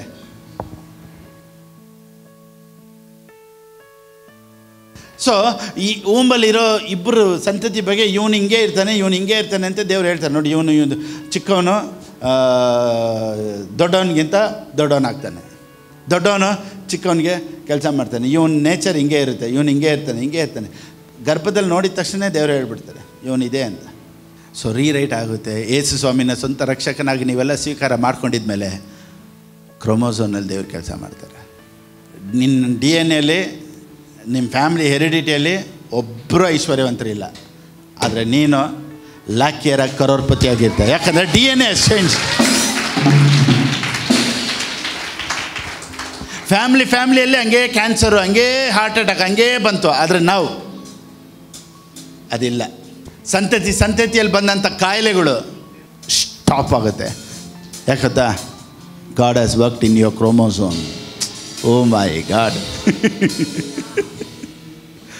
ಸೊ ಮನುಷ್ಯ ಯೇಸು ಸ್ವಾಮಿನ ಸ್ವೀಕಾರ ಮಾಡಿಕೊಂಡ್ರೆ ಅವನ ಮಕ್ಕಳಾಗುವಂಥ ಅಧಿಕಾರ ಎಲ್ಲಿ ಕೊಡ್ತಾರೆ ಅಂದರೆ, ಎಲ್ಲೋ ಒಂದು ಕಡೆ ಆಯಿತು, ಹೆಂಗೋ ಆಗೋಯ್ತು ಅಲ್ಲ. ಇದನ್ನೆಲ್ಲ ನಾವು ತಿಳ್ಕೊಬೇಕು. ಇದೇ ಹಿಂಗೇನೆ ಕೆಲಸ ಆಗೋದು. DNA, gene, nucleus, cells. So ಇದೆಲ್ಲ ಪಾರ್ಟ್ ನೋಡಿ, ಇದೆಲ್ಲ ಈ ಪಾರ್ಟೆಲ್ಲ ಸೇರಿನೇ he will become a body. ಅವನು ಮ್ಯಾನ್ ಆಗ್ತಾನೆ. ಇನ್ನೂ ಇದ್ರ ಬಗ್ಗೆ ಎಕ್ಸ್ಪ್ಲೇನ್ ಮಾಡಬೇಕು ಅಂದರೆ ಅದು ಅವನ ಕ್ಯಾರೆಕ್ಟ್ರು, ಆಮೇಲೆ ಆ ನರ್ವ್ಸು, ಎಷ್ಟೆಷ್ಟೋ ಏನೇನೋ ಹೇಳ್ತಾರೆ, ಎಷ್ಟೋ ಮಿಲಿಯನ್ನು ಅದೆಲ್ಲ ಸೈನ್ಸ್. ಅದ್ರ ಬಗ್ಗೆ ಎಲ್ಲ ನಾವು ತಲೆಗೆ ಹೋಗಲ್ಲ. ಅದು ದೇವರು ಮನುಷ್ಯನ ಸೃಷ್ಟಿ ಮಾಡಿರೋ ವಿಧ. ಅದಕ್ಕೆ ದಾವೀದನ ಹೇಳ್ತಾರೆ, ಅದ್ಭುತವಾಗಿ ವಿಚಿತ್ರವಾಗಿ ನನ್ನನ್ನು ಸೃಷ್ಟಿ ಮಾಡಿದೆ. ಸೊ ಡಾಕ್ಟ್ರ್ ಕೈಯಲ್ಲೂ ಕರೆಕ್ಟಾಗಿ ಮನುಷ್ಯನ ಶರೀರದಲ್ಲಿರುವಂಥದ್ದು ಇದೇ ಹಿಂಗೆ ಅಂತ ಅವ್ರ ಕೈಯಲ್ಲೇ ಎಕ್ಸ್ಪ್ಲೇನ್ ಮಾಡೋಕ್ಕಾಗಲ್ಲ. ಎಷ್ಟು ಸರ್ಜನ್ ಆದ್ರೂ ಅಷ್ಟು ವಿಶೇಷವಾಗಿ ದೇವರು ಮನುಷ್ಯನ ಸೃಷ್ಟಿ ಮಾಡಿದ್ದಾರೆ. ಸೊ ದೇವರು ನಿನ್ನ ಸ್ವೀಕಾರ ಮಾಡ್ಕೊಂಡಿದ್ದ ತಕ್ಷಣ ಈ ವಾಕ್ಯ ನಿನ್ನ ಒಳಗಡೆ ಬಂದು, ಅದೇ ಒಳಗಡೆ ಬಂದಿದ್ದ ತಕ್ಷಣ ಎಲ್ಲಿ ಬಂತು ಪಾಸ್ಟರ್ ಅಂತ ಹೇಳಿ, ಅದಕ್ಕೆ ನಾನು ಹೇಳಿದ್ದು DNA, ಜೀನ್, ಇಲ್ಲಿಂದನೇ ಸಂತತಿ ಟ್ರಾನ್ಸ್ಫರ್ ಆಗೋದು. ಇಲ್ಲಿಂದನೇ ಅದು ಮಿಲಿಯನ್ಸ್ ಆಫ್ ಎಗ್ಸ್ ಇರುತ್ತಂತೆ, ಅದರಲ್ಲಿ ಒಂದು ಶೂಟ್ ಆಗುತ್ತೆ ಮಗು ಆಗೋದಿಗೆ. ಅದೇ ಥರನೇ ವಾಕ್ಯ, millions of word is there, ಒಂದು ಶೂಟ್ ಆಗುತ್ತೆ ಪಟ್ ಅಂತ, ಯು ವಿಲ್ ಬಿಕಮ್ ಪ್ರಾಸ್ಪರಸ್. ಅದಕ್ಕೆ ಬೈಬಲ್ ಓದ್ತಾನೇ ಇರಬೇಕು. ಮಿಲಿಯನ್ಸ್ ಆಫ್ ವರ್ಡ್ಸ್ ಇರ್ತದೆ. ಸಡನ್ನಾಗಿ ಯಾವ ಶೂಟ್ ಆಗಿ ನೀನು ನನ್ನ ಚೇಂಜ್ ಮಾಡಿಬಿಡುತ್ತೋ ಗೊತ್ತಿಲ್ಲ. ಇವತ್ತು ಸಾವಿರಾರು ಪ್ರಸಂಗಗಳಿರುತ್ತೆ, ಸಡನ್ನಿಗೆ ಈ ಪ್ರಸಂಗ ನಿನ್ನನ್ನು ಮಿಲಿಯನರಾಗಿ ಮಾಡಿಬಿಡುತ್ತೆ. ಓ ಮೈ ಗಾಡ್. ಎಷ್ಟೋ ವರ್ಷದಿಂದ ನೀನು ಹಂಗೆ ಕಾಯಿಲೆಯಲ್ಲಿ ಬಿದ್ದಿರ್ತೀಯ, ಸಡನ್ನಿಗೆ ಇವತ್ತು ಮಾತನಾಡುವಂಥ ವಾಕ್ಯ ನಿನ್ನನ್ನು ಎಬ್ಬರಿಸಿ ನಡೆಯೋ ಥರ ಮಾಡಿಬಿಡುತ್ತೆ. ಸಡನ್ನಿಗೆ report will change. Oh my God. ಸಡನ್ನಿಗೆ ಡಾಕ್ಟರ್ ರಿಪೋರ್ಟೆಲ್ಲ ಚೇಂಜ್ ಆಗಿಬಿಡುತ್ತೆ. ಕುಟುಂಬ ಪಾರಂಪರ್ಯವಾಗಿ ಬಂದಂಥ ಪಾವರ್ಟಿ ಹೊಡೀತು, ಕ್ಯಾನ್ಸಲ್ ಆಯಿತು. ಸೊ ಫಿಸಿಕಲಿ ಹೆಂಗಿರ್ತಾರೆ, ಅಪ್ಪನ ಥರನೇ ಮಗ, ಅಪ್ಪನ ಥರನೇ ಕಣ್ಣು ಇರ್ಬೋದು, ಅಪ್ಪನ ಥರ ಹೈಟು, ಅಮ್ಮ ಥರ ಕಲರು, ಹಲ್ಲು, ಕೂದಲು, ಗುಣ. ಇವಾಗ ಈ ವಾಕ್ಯ ಒಳಗಡೆ ಬಂದಮೇಲೆ ಇವಾಗ ಬಂದ್ಬಿಟ್ಟು ಈ ಬಾಡಿ ಚೇಂಜ್ ಆಗೋದಿಲ್ಲ, ಸ್ಪಿರಿಟಲ್ಲಿ ನೀವು ದೇವ್ರ ಥರ ಆಗ್ತಾ ಇರ್ತೀರ. ಅಲ್ಲಿ ನಿನ್ನ ಐಡೆಂಟಿಟಿ ಚೇಂಜ್ ಆಗ್ತಾ ಇರ್ತೈತೆ. ಇದೆಲ್ಲ ನೀನು ತಿಳ್ಕೊಂಡ್ರೆ ಸೈತಾನನು ನಿನಗೆ ವಿರುದ್ಧವಾಗಿ ಕೆಲಸ ಮಾಡೋದಕ್ಕೆ ಸಾಧ್ಯ ಇಲ್ಲ. ನೋಡಿ, ಸತ್ಯವೇದ ಹೇಳುತ್ತೆ, ಸೈತಾನನ ಎದುರಿಸಿ ನಿಲ್ಲಿರಿ. ನೋಡಿ, ಒಂದು ವೇಳೆ ತುಂಬ ಸೈನ್ಸ್ ಮಾತಾಡ್ಬಿಟ್ಟು ನಾನು ಕೆಲವ್ರಿಗೆ ಕೆಲವ್ರಿಗೆ ಅರ್ಥ ಆಯ್ತು. ಇವಾಗ ನಾರ್ಮಲ್ ಪ್ರೀಚಿಂಗ್ ಬರ್ತೀನಿ ತಿರ್ಗಾ. ಓಕೆ, ಈಗ ನೋಡಿ, ಸತ್ಯವೇದ ಹೇಳುತ್ತೆ, 1 Peter 5:9 ಓದಿ. 1 ಪೇತ್ರನಿಗೆ ಬರೆದ ಪುಸ್ತಕ 5:9. ಇದಕ್ಕಿಂತ ಮುಂಚೆ ವಾಕ್ಯ ಯಾರದು? ಸ್ವಸ್ಥ ಚಿತ್ತರಾಗಿರಿ, ಎಚ್ಚರವಾಗಿರಿ. ನಿಮ್ಮ ವಿರೋಧಿಯಾಗಿರುವ ಸೈತಾನನು ಗರ್ಜಿಸುವ ಸಿಂಹದೋಪಾದಿಯಲ್ಲಿ ಯಾರನ್ನು ನುಂಗಲಿ ಎಂದು ಹುಡುಕುತ್ತಾ ತಿರುಗುತ್ತಾನೆ. ಆಮೆನ್. ಸೈತಾನನ್ನು ಹೇಗೆ ಎದುರಿಸಿ ನಿಲ್ಲೋದು? ದೆವ್ವಗಳನ್ನು ಓಡಿಸ್ರಿ. ಯೇಸು ಸ್ವಾಮಿನೇ ಹೇಳ್ತಾರೆ, ದೆವ್ವಗಳನ್ನು ಓಡಿಸ್ರಿ, ಸೈತಾನನನ್ನು ಎದುರಿಸಿ ನಿಲ್ಲಿರಿ. ಹೇಗೆ ಸೈತಾನನ್ನ ಎದುರಿಸಿ ನಿಲ್ಲೋದು? ವಾಕ್ಯನ ಹೇಳಿ ನಿಲ್ಲಿಸಬೇಕು. ಸರಿ, ಇವಾಗ ಅವ್ನು ಬರ್ತಾ ಇದ್ದಾನೆ ಅಂತ ಗೊತ್ತಾದರೆ ತಾನೇ ನಿಲ್ಲಿಸೋದು. ಸೈತಾನನನ್ನು ಎದುರಿಸಿ ನಿಲ್ಲೋದು ಹೇಗೆ ಅಂತ 8ನೇ ವಾಕ್ಯದಲ್ಲಿ, be alert, B on watch ಅಂದರೆ ಎಲ್ಲರೂ ಅದೇ ಯೇಸು ರಕ್ತ ಬೇಲಿ ಹಾಕೊಂಡು ಕುಂತಿರ್ತಾರೆ. ಆಮೇಲೆ ಯೇಸು ರಕ್ತ ಇದೇ ಇವತ್ತು ನೋಡಿ, ಹಿಂಗೆ ಎಲ್ಲರನ್ನೂ ಭಯಪಡಿಸ್ಬಿಟ್ಟು ಅಮಾವಾಸ್ಯೆ ದಿವಸ ಹುಷಾರಾಗಿರು, ಆಮೇಲೆ ಯಾರೋ ಮಾಡಿ ಇಟ್ಟಿದ್ದಾರೆ ಹುಷಾರಾಗಿರೋ ಅಂದರೆ ಇವರು ರಾತ್ರಿ ಎಲ್ಲ ಅಮಾವಾಸ್ಯೆ ದಿವಸ ಸೋತ್ರ ಯೇಸಪ್ಪ ಸೋತ್ರಪ್ಪ ಅಂತ ಕುಂತಿರ್ತಾರೆ. ಇದೆಲ್ಲ ಬೇಕಾಗಿಲ್ಲ ಅನ್ನೋದನ್ನು ನಾನು ನಿಮ್ಗೆ ಹೇಳ್ಕೊಡ್ತೀನಿ. Okay, right. ಇವತ್ತು ಎಲ್ಲರನ್ನೂ ಈ ರೀತಿ ಭಯ ಹಾಕ್ಸ್ಬಿಟ್ರು. ಹುಷಾರಾಗಿರು, ನೀನು ಪ್ರೇಯರ್ ಮಾಡಿಲ್ಲ ಅಂದರೆ ನೋಡು, ಉಪವಾಸ ಮಾಡಿಲ್ಲ ಅಂದರೆ ಸೈತಾನ್ ಬಂದುಬಿಡ್ತಾನೆ, ಸೈತಾನ್ ತಟ್ಟುಬಿಡ್ತಾನೆ. ಇಷ್ಟೆಲ್ಲ ಮಾಡಬೇಕಾದಂಥ ಅವಶ್ಯಕತೆ ಇಲ್ಲ. ಸತ್ಯವೇದ ಹೇಳುತ್ತೆ, ಕನ್ನಡದಲ್ಲಿ ಓದ್ಮ, ಸ್ವಸ್ಥ ಚಿತ್ತರಾಗಿರಿ, ಎಚ್ಚರವಾಗಿರಿ. ಅಷ್ಟೇ. ಫಸ್ಟ್ ಬೈಬಲ್ ಹೇಳುತ್ತೆ ಸ್ವಸ್ಥ ಚಿತ್ತರಾಗಿರಿ. ತಮಿಳ್ ಬೈಬಲಲ್ಲಿ ಚೆನ್ನಾಗಿ ಹೇಳುತ್ತೆ ತೆಳಿಂದ ಬುದ್ಧಿ, ಅಂದರೆ ನಿನ್ನ ಮೈಂಡನ್ನು ಕ್ಲಾರಿಟಿಯಾಗಿ ಇಟ್ಕೊಂಡು ನೀನು ಯಾರು ಅಂತ. ಏಮಾರೋರು ಇರೋವರೆಗೂ ಏಮಾರ್ಸೋರು ಇದ್ದೇ ಇರ್ತಾರೆ.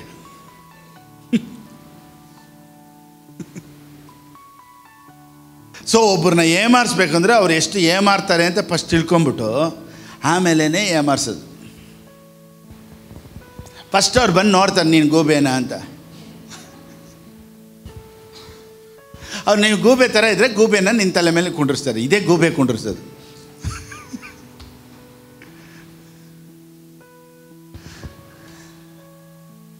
ಸೊ ಹುಷಾರಾಗಿರು ಅಂದರೆ ಸ್ತೋತ್ರ ಯಾರಿಲ್ಲ, ಸ್ತೋತ್ರ ಈ ಥರ ಹುಷಾರಿಲ್ಲ. ಎಚ್ಚರವಾಗಿರು ಅಂದರೆ ಹೆಂಗೆ ಗೊತ್ತಾ? ಹುಷಾರಾಗಿರು ಅಂದರೆ ಹೆಂಗೆ ಅಂದರೆ ಅವ್ನು ಯಾರು ಅಂತ ನೀನು ಅಷ್ಟು ತಲೆ ಕೆಡ್ಸ್ಕೊಬೇಕಾದಂಥ ಅವಶ್ಯಕತೆ ಇಲ್ಲ. ನೀನು ಯಾರು ಅಂತ ತಿಳ್ಕೊಂಬಿಡು ಅಷ್ಟೇ ಸಾಕು. ಬೇರೆಯವ್ರನ್ನೆಲ್ಲ ಏಮಾರಿಸ್ಬೋದು, ನನ್ನನ್ನು ಏಮಾರ್ಸೋಕ್ಕಾಗಲ್ಲ ಅವನು. ಎಲ್ಲರಿಗೂ ಕಿವಿ ಚುಚ್ಬೋದು, ನಮ್ಮನ್ನು ಚುಚ್ಚೋಕ್ಕಾಗಲ್ಲ. ಎಲ್ಲ ಕಡೆ ಆಟ ಆಡ್ಕೊಂಡು ಟೈಮ್ ವೇಸ್ಟ್ ಮಾಡ್ಕೊಂಡು ನೋಡಿ ಎಷ್ಟು ಟೈಮ್ ವೇಸ್ಟ್ ಮಾಡ್ತಾನೆ ಗೊತ್ತಾ. ಇವತ್ತು ಡಿಮಾನಾಲಜಿ ಅಂತಲೇ ಇವತ್ತು ಟೈಮ್ ಹೋಗ್ತೈತೆ ಎಲ್ಲರೂ.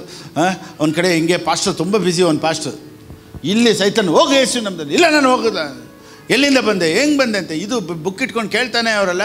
ಆ ಥರ ಈ ಪಾಸ್ಟರ್ ಹತ್ರನೂ ಸೈತಾನ ಹಿಂಗೆ ಅವ್ರನ್ನ ಟೈಮ್ ವೇಸ್ಟ್ ಮಾಡ್ಸೋಣ ಅಂತ ಹೇಳ್ಬಿಟ್ಟು ಎಲ್ಲಿಂದ ಬಂದೆ, ಹೆಂಗೆ ಬಂದೆ ಅಂತ ಕೇಳಿದ್ರೆ ನಾನು ಈ ಊರಿಂದ ಬಂದೆ, ಆ ಊರಿಂದ ಬಂದೆ, ಏನಾದರೂ ಒಂದು ಡೈಲಾಗ್ ಮಾಡ್ಕೊಂಡು ಇರೋಣ ಅಂತ ಸೈತಾನನು ಫುಲ್ ರೆಡಿಯಾಗಿದೆ. ಈ ಪಾಸ್ಟರ್ ಬಂದು ಇವರು ಯಾವಾಗಲೂ ತುಂಬ ಬ್ಯುಸಿ, ತುಂಬ ಬೇಕಾದ ಕೆಲಸ ಇವಳಿದೆ, ಕಿಂಗ್ಡಮ್ ಆಫ್ ಗಾಡ್ ಕಟ್ಟಬೇಕು, ದೇವ್ರ ರಾಜ್ಯನ ಕಟ್ಟಬೇಕು, ಬಿಸಿ. ಅವ್ರು ಬಂದ್ರಂತೆ ಯೇಸು ನಾಮದಲ್ಲಿ ಹೋಗೋ ಸೈತಾನ. ಅದಕ್ಕೆ ಅದು ಹೇಳ್ತೇನೆ, ನಾನು ಹೋಗಲ್ಲ. ಸರಿ ಆಯ್ತು, ನಾನು ಹೋಗ್ತೀನಿ. ಹೇಗೆ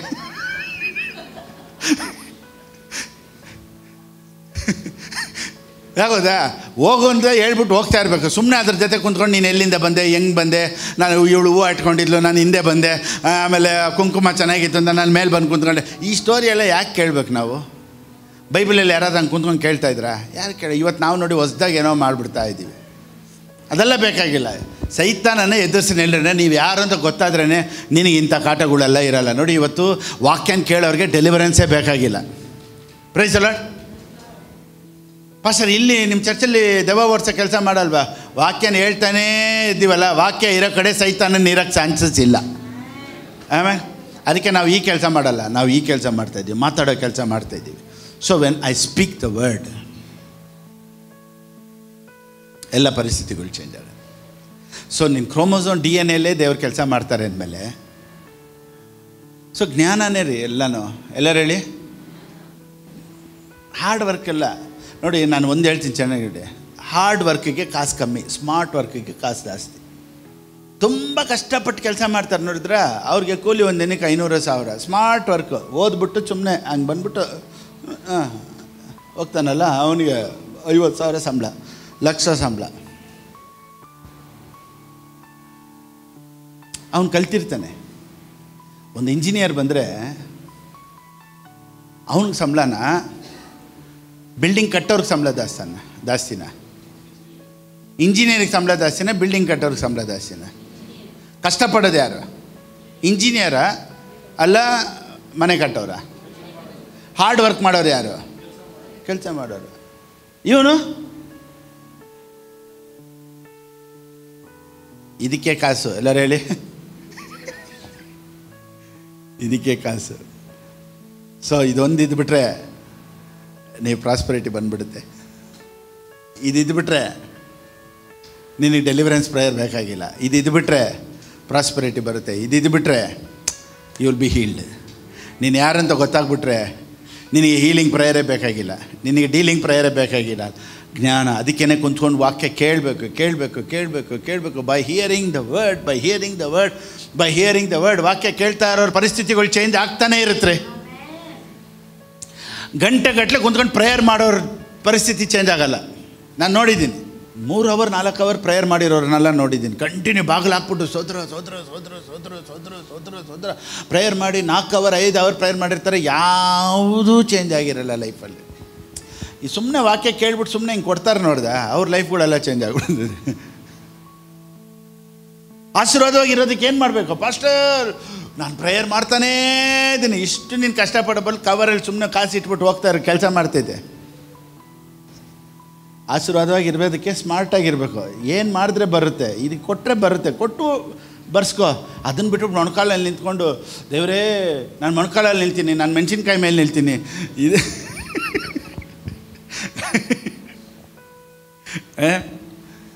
ಇದೆಲ್ಲ ಬೇಕಾ? ಇದು ಬಂದ್ಬಿಟ್ಟು ಹಾರ್ಡ್ ವರ್ಕ್. ನಾನು ಹೇಳೋದು ಸ್ಮಾರ್ಟ್ ವರ್ಕ್. ಆಮೇಲೆ ನಾವು ನೋಡಿ ಇಲ್ಲಿ ದೇವ ಓರ್ಸೋ ಕೆಲಸ ಮಾಡಲ್ಲ. ಯಾಕಂದ್ರೆ we know who we are. So ವಾಕ್ಯ ಕೇಳೋರು ಅಯ್ಯೋ ಏನಪ್ಪ ವಾಕ್ಯ ಬೋರ್ ಹೊಡಿತೈತೆ ಅಂದರೆ ನಿನ್ನ ಲೈಫು ಎಲ್ಲಿ ಯಾವ ಚೇಂಜಸ್ಸು ಬರೋಲ್ಲ. ಪಾಸ್ಟರ್ ನಾನು ಜೇಮ್ಸ್ ಅಂತ ಹೆಸರಿಟ್ಟಿದ್ದೀನಿ, ನಾನು ಜಾನ್ ಅಂತ ಹೆಸರಿಟ್ಟಿದ್ದೀನಿ, ನಾನು ಸ್ಟೀಫನ್ ಅಂತ ಹೆಸರಿಟ್ಟಿದ್ದೀನಿ, ನಾನು ಪೌಲ್ ಅಂತ ಹೆಸರಿಟ್ಟಿದ್ದೀನಿ. ಆ ಥರ ಹೆಸರಿಟ್ಟಿದ್ದಕ್ಕೆ ಏನೋ ಚೇಂಜ್ ಆಯಿತಾ? ನಥಿಂಗ್. ಸೊ ಹೆಸರಿಡೋದ್ರಿಂದ ಚೇಂಜ್ ಆಗಲ್ಲ, ಮೊಣಕಾಲಲ್ಲಿ ನಿಲ್ಲೋದ್ರಿಂದ ಚೇಂಜ್ ಆಗಲ್ಲ, ವಾಕ್ಯ ಕೇಳೋದ್ರೆ ಲೈಫ್ ಚೇಂಜ್ ಆಗಿಬಿಡುತ್ತೆ. ಇವತ್ತು ನಮ್ಮ ಲೈಫೆಲ್ಲ ಇಷ್ಟು ಚೆನ್ನಾಗಿ ಚೇಂಜ್ ಆಗ್ತಾ ಬರ್ತಾ ಇರೋದು ಕಾರಣ ಏನು ಗೊತ್ತಾ? It's only the word of god. Honouring god. ದೇವ್ರನ್ನ ಹಾನರ್ ಮಾಡಬೇಕು. ಆಮೇಲೆ ನೋಡಿ, ನಾನು ಎಲ್ಲ ಟೀಚಿಂಗಲ್ಲೂ ಕೊಡೋದ್ರ ಬಗ್ಗೆ ಕಲಿಸ್ಕೊಡ್ತಾನೇ ಇರ್ತೀನಿ. ಒಂದೊಂದು ಅವ್ನ ಮೈಂಡ್ಸೆಟ್ಟನ್ನು ಚೇಂಜ್ ಮಾಡ್ತಾನೆ ಇರಬೇಕು. ಇವಾಗ ಪ್ರಾಸ್ಪರಿಟಿ ಬಗ್ಗೆ ಮಾತಾಡ್ತೀವಿ ಅಂತ ಇಟ್ಕೊಳ್ಳಿ. ಪ್ರಾಸ್ಪರಿಟಿ, ಈಗ ಪ್ರಾಸ್ಪರಿಟಿ ಹೆಂಗೆ ಬರುತ್ತೆ, ಯಾರಿಗೆ ಬರುತ್ತೆ ಅಂತ ಕೇಳೋದಕ್ಕೆ ಎಷ್ಟು ಜನ ಬರ್ತಾರೆ? ಯಾರು ಬರಲ್ಲ ಹೇಳಿ? ಎಲ್ಲರೂ ಬರ್ತಾರೆ. ದೇವರು ಆಶೀರ್ವದಿಸ್ತಾರೆ ಅಂದರೆ ಯಾರು ಬರ್ತಾರಾ ಇಲ್ವಾ? ಬರ್ತಾರೆ. ಯಾಕೆ ಗೊತ್ತಾ? ಎಲ್ಲರಿಗೂ ಪ್ರಾಸ್ಪರಿಟಿ ಬೇಕು. Good people will hear the message prosperity, bad people will hear. ಒಳ್ಳೆಯವರು ಕೆಟ್ಟವರು ಎಲ್ಲರೂ ಕೇಳ್ತಾರೆ ರೀ. ಸೊ ಪ್ರಾಸ್ಪರಿಟಿ ಪ್ರೀಚಿಂಗ್ ಕೇಳ್ತಾರೆ ಅನ್ನೋದ್ರಲ್ಲಿ ಚೇಂಜಸ್ ಬರೋದಿಲ್ಲ. ಅವ್ರ ಮನಸ್ಸು ಬದಲಾಗಿ ಕೊಡೋ ಥರ ಆಗ್ಬಿಡ್ತಾರೆ ನೋಡ್ದ, ಅವನ್ನೇ ದೇವ್ರು ಪಿಕ್ ಮಾಡೋದು. Come on, you are selected. So pastor ನಾನು ಕೇಳ್ತಾನೇ ಇದ್ದೀನಿ, ಚೇಂಜಸ್ ಬರೋದಿಲ್ಲ. ನೀನು ಆ್ಯಕ್ಷನ್ಗೆ ಬಂದ್ಬಿಡ್ಬೇಕು. ಮ್ಯಾಥ್ಯೂ 19:21 19ರಿಂದ ಓದೋಣ. 19ರಿಂದ ಓದೋಣ. ನೋಡಿ, ಇವನು ಎಲಿಜಿಬಿಲಿಟಿ ಎಷ್ಟರಲ್ಲಿ ಎಲಿಜಿಬಿಲಿಟಿ ಇದ್ದಾನೆ ಅಂತ ನೋಡೋಣ. ಆ ಯೌವನಸ್ಥನು ಆತನನ್ನು ಇವೆಲ್ಲಕ್ಕೂ ಸರಿಯಾಗಿ ನಡ್ಕೊಂಡಿದ್ದೇನೆ. ಎಷ್ಟು ಡಿಸಿಪ್ಲಿನ್ ಲೈಫ್ ಇವನು ಇದ್ದಿದ್ದರೆ ಎಲ್ಲದರಲ್ಲೂ ಸರಿಯಾಗಿದ್ದ. ಅಪ್ಪ ಅಮ್ಮನ ಗೌರವ ಕೊಡ್ತಾನೆ, ಕದಿಲಿಲ್ಲ, ವ್ಯಭಿಚಾರ ಮಾಡಲಿಲ್ಲ, ಕೊಲೆ ಮಾಡಲಿಲ್ಲ. ಎಷ್ಟು ಶಿಸ್ತಾಗಿ ಅವನು ಬಂದಿದ್ದಿದ್ರೆ, ಎಷ್ಟು ಡಿಸಿಪ್ಲಿನ್ಡಾಗಿ ಅವನು ಬಂದಿದ್ದಿದ್ರೆ, ಅವನು ಹೇಳ್ತಾನೆ, ದೇವರೇ ಚಿಕ್ಕ ವಯಸ್ಸಿಂದ ನಾನು ಮಾಡ್ಕೊಂಬಂದಿದ್ದೀನಿ. ವಾಟ್ ಎ ಡಿಸಿಪ್ಲಿನ್ಡ್ ಲೈಫ್ ಅಲ್ವಾ? But he was not qualified for the kingdom of God. ಹೆಂಗೆ? ದೇವ್ರ ರಾಜ್ಯಕ್ಕೆ ಇವನು ಫಿಟ್ ಆಗಿಲ್ವಂತೆ. ಡಿಸಿಪ್ಲಿನ್ಡ್ ಲೈಫ್ಗಿಂತ ಕೊಡೋ life better than all these. ಒಳ್ಳೆಯವನ? ಇವತ್ತು ಕ್ರೈಸ್ತರು ತುಂಬ ಒಳ್ಳೆಯವರು. You are not fit for the kingdom of God. ಸುಳ್ಳೇ ಹೇಳಲ್ಲ, good, but you are not fit. Pastor ನಾನು ವ್ಯಭಿಚಾರನೇ ಮಾಡಲ್ಲ. Good good good good, but you are not fit. ಯಾರು ಫಿಟ್ಟು? ದೇವ್ರು ಹೇಳಿದ್ರು ಕೊಡು ಅಂತ. ಕೊಡೋರೆ ಫಿಟ್ ಆಗೋದು. ಕೊಡೋರು ದೇವ್ರ ರಾಜ್ಯಕ್ಕೆ ಪ್ರಯೋಜನ. ಪಾಸ್ಟರ್ ನಾನು ತುಂಬ ಒಳ್ಳೆಯನು, ಯಾವಾಗಲೂ ಸೋತ್ರ ಕಣ್ಣು ಮುಚ್ಚಿದ್ರೆ ನಾನು ಬೇರೆ ಬಿಳಿ ಬಟ್ಟೆ ಮಾತ್ರ ನೋಡ್ತಾ ಇದ್ದೀನಿ. ಹಂಗೆ ಒಂದು ಬೆಳಕು ನನ್ನ ಮುಂದೆ ಬಂತು, ಇದೆಲ್ಲ ಇರಲಿ, ಕಾಣಿಕೆ ಬ್ಯಾಗ್ ಬಂದಾಗ ನಾನು ಏನು ಆ್ಯಕ್ಟ್ ಮಾಡ್ತೀನೋ ಅದೇ ನಿಜ. ಓ ಮೈ ಗಾಡ್, ಈ ರೆವಲ್ಯೂಷನ್ನೇ, ಈ ಒಂದು ರೆವಲ್ಯೂಷನ್ ಸಾಕು ಅನಿಸ್ತೈತೆ ಲೈಫ್ ಚೇಂಜ್ ಆಗೋದಕ್ಕೆ. So he was A good person, but he was not fit for the kingdom of god. ದೇವ್ರು ಹೇಳಿದ್ರು, ಅಪ್ಪ ಇದು ಮಾಡು ಅಂತ. ಅವನು ಮಕ್ಕ ಸಪ್ಪಗಾಗಿ ದೇವ್ರ ರಾಜ್ಯನೂ ಬೇಡ ಏನೂ ಬೇಡ ಅಂತ ಹೊರಟೋದಂತೆ. So he was not fit for the kingdom of God. So ಒಳ್ಳೆಯವರು, ಪಾಸ್ಟರ್ ನಾನು ಕ್ರಿಶ್ಚಿಯಾನಿಟಿಯಲ್ಲಿ ತುಂಬ ಒಳ್ಳೆಯವನು, ಅದು ಫಿಟ್ ಆಗಲ್ಲ. ಯಾರು ಗೊತ್ತಾ ಫಿಟ್ ಆಗೋದು? The people who give. ಅದಕ್ಕೆ ನಾನು ಹೇಳಿದೆ, ಸತ್ಯವೇದ ಹೆಂಗೆ ಸ್ಟಾರ್ಟ್ ಮಾಡುತ್ತೆ ಅಂದರೆ, ನಾಳೆ ದಿನ ಬಗ್ಗೆ ಯೋಚನೆ ಮಾಡಬೇಡ, ನಾಳೆ ಏನು ತಿನ್ನಬೇಕು ಯೋಚನೆ ಮಾಡಬೇಡ, ನಾಳೆ ಏನು ಒತ್ಕೊಬೇಕು ಯೋಚನೆ ಮಾಡಬೇಡ, ಯಾವುದ್ರ ಬಗ್ಗೆನೇ ನೀನು ಯೋಚನೆ ಮಾಡಿ, ಡೋ ನಾಟ್ ವರಿ ಅಂತ ಹೇಳಿ ಒಂದೇ ಒಂದು ವಾಕ್ಯ ಈ ರೀತಿ ಹೇಳುತ್ತೆ, but seek the kingdom of God. ದೇವರ ರಾಜ್ಯಕ್ಕಾಗಿ ತವಕ ಪಡ್ರಿ ಅಂತ ಹೇಳ್ತಿದ್ದೆ. ಸೊ ನನ್ನ ಮೆಂಟಾಲಿಟಿ, ನಿಮ್ಮ ಮೆಂಟಾಲಿಟಿ ಎಲ್ಲ ಯಾಕೆ ನಿಮ್ಮನ್ನು ಕೊಡೋರ ಥರ ಮಾಡೋದು ಗೊತ್ತಾ? ಚೆನ್ನಾಗಿ ತಿಳ್ಕೊಳ್ಳಿ. Eligibility for God to bless you. ದೇವರು ನಿಮ್ಮನ್ನು ಆಶ್ರಯಿಸೋದಕ್ಕೆ ಇದು ಎಲಿಜಿಬಿಲಿಟಿ ಚೆಕ್ ಮಾಡ್ತಾರೆ. ಇದು ಎಷ್ಟು ಕ್ಯಾರೆಕ್ಟರ್ ಗೋಲ್ಡು. ಒಂದು ಸೇಟ್ ಅಂಗಡಿಯಲ್ಲಿ ಒಂದು ಒಡವೆ ಇಡಬೇಕು ಅಥವಾ ಬ್ಯಾಂಕಲ್ಲಿ ಇಡಬೇಕು ಅಂದರೆ ಫಸ್ಟು ನೀವು ಹೋಗೋಕ್ಕಿಂತ ಮುಂಚೆ ಆಚಾರ್ಯನ ಕುಂಡ್ರಿಸಿರ್ತಾರೆ. ಅಲ್ಲಿ ನೀವು ಕೊಟ್ಟಿದ ತಕ್ಷಣ ಒಂದು ಕಲ್ಲಲ್ಲಿ ಉಜ್ತಾನೆ, ಅವನು ಉಜ್ಬಿಟ್ಟು ಅದ್ರ ಮೇಲೆ ಒಂದು ಕೆಮಿಕಲ್ ಹಾಕ್ತಾನೆ, ಕಲರ್ ಹಂಗೆ ಇರಬೇಕು. ಕೆಲವೊಂದು ಹೊರಟೋಗುತ್ತೆ, ಅವನು ಹೇಳ್ತಾನೆ ಈ ಗೋಲ್ಡ್ ಸರಿ ಇಲ್ಲ, ಇದು 18 ಕ್ಯಾರೆಕ್ಟರ್, ಇದು ನಾ ಬ್ಯಾಂಕಲ್ಲಿ ಇಟ್ಕೊಳ್ಳಲ್ಲ. ಸೊ ಎಷ್ಟು ಉಜ್ಜಿದ್ರೆ ಹೆಂಗಿರಬೇಕು? ಹಂಗೆ ಇರಬೇಕು. ಎಲಿಜಿಬಿಲಿಟಿ ಚೆಕ್ ಮಾಡ್ತಾರೆ, ಆ ಚಿನ್ನಕ್ಕೇ ವ್ಯಾಲ್ಯೂ. ಸೊ ದೇವರು ಚೆಕ್ ಮಾಡ್ತಾರೆ ಎಲಿಜಿಬಿಲಿಟಿ. ಇವಾಗ ಒಂದು ವ್ಯತ್ಯಾಸ, ಇವಾಗ ಒಂದು ಉದಾಹರಣೆ ಹೇಳ್ತೀನಿ ನೋಡಿ. ಒಬ್ಬನಿಗೆ 2 ಲಕ್ಷ ಸಂಬಳ, ಇನ್ನೊಬ್ಬನಿಗೆ 30,000 ಸಂಬಳ. ಯಾವ ಸಂಬಳ ದೊಡ್ಡದು?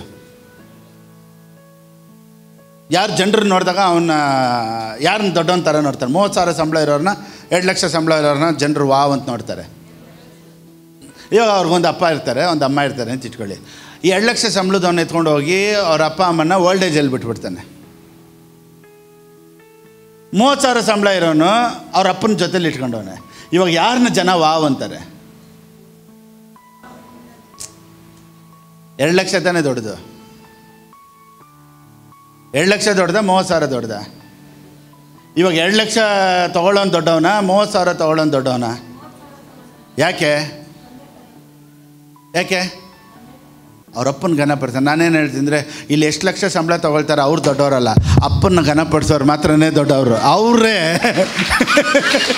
ಅವ್ರು ಮಾತ್ರನೇ ವಾವ್ ಅನ್ನೋ ಥರ ಪರಲೋಕ ನೋಡುತ್ತೆ. ಯಾರನ್ನ ವಾವ್ ಅನ್ನೋ ಥರ ನೋಡುತ್ತೆ? ಅಪ್ಪನ ಘನಪಡಿಸ್ತಾರೆ. ನಿನಗೆ 2 ಲಕ್ಷ ಸಂಬಳ ಬಂದ್ರೂ ನಿಮ್ಮ ಅಪ್ಪ ಅಮ್ಮನ್ನ ನೀನು ಎತ್ಕೊಂಡೋಗಿ ಓಲ್ಡ್ ಏಜಲ್ಲಿ ಬಿಡ್ತೀಯ ಅಂದರೆ ನಿನಗೆ 2 ಲಕ್ಷ ಸಂಬಳ ಯಾವ ಪ್ರಯೋಜನಕ್ಕೂ ಇಲ್ಲ. You are a waste fellow. ಹಿಂಗಿತಾನೆ ಲೋಕ ನೋಡೋದು. ಕರೆಕ್ಟಾ ಇಲ್ವಾ? ಪರಿಸ್ಥಿತಿಗಳು ಒಂದು ವೇಳೆ ನಮ್ಮ ಕೈಲಾಗಲ್ಲ, ಬೆಡ್ ಪ್ಯಾನ್ ಇಡಬೇಕು, ಅಥವಾ ನೋಡೋಕ್ಕೆ ಆಗಲ್ಲ, ನನಗೆ ಇನ್ನೊಬ್ರು ಬೇಕು, ನಾವು ಕೆಲ್ಸಕ್ಕೆ ಹೋಗಬೇಕು, ಸಂಪಾದನೆ ಮಾಡಬೇಕು, ಮನೇಲಿ ಚಿಕ್ಕ ಮಕ್ಕಳಿದ್ದಾರೆ, ಅಂಥ ಒಂದು ಪರಿಸ್ಥಿತಿಯಲ್ಲಿ ಆಗಲ್ಲ ಅನ್ನೋದಕ್ಕೆ ಒಂದು ಒಳ್ಳೆಯ ಉದ್ದೇಶದಲ್ಲಿ ಬಿಡೋದು ಬೇರೆ. ಈ ವಯಸ್ಸಾಗಿದೆ, ಇವರಿಂದ ಏನು ಪ್ರಯೋಜನ ಇಲ್ಲ, ಇವ್ರನ್ನ ಇಟ್ಕೊಂಡು ನಮಗೆ ಏನಕ್ಕೆ ಅಂತ ಅವ್ರನ್ನ ಚೀತು ಅಂತ ಬಿಡ್ತೀವಿ ನೋಡಿದ್ರೆ ಅದು ಬೇರೆ. ಇಂಟೆನ್ಷನ್.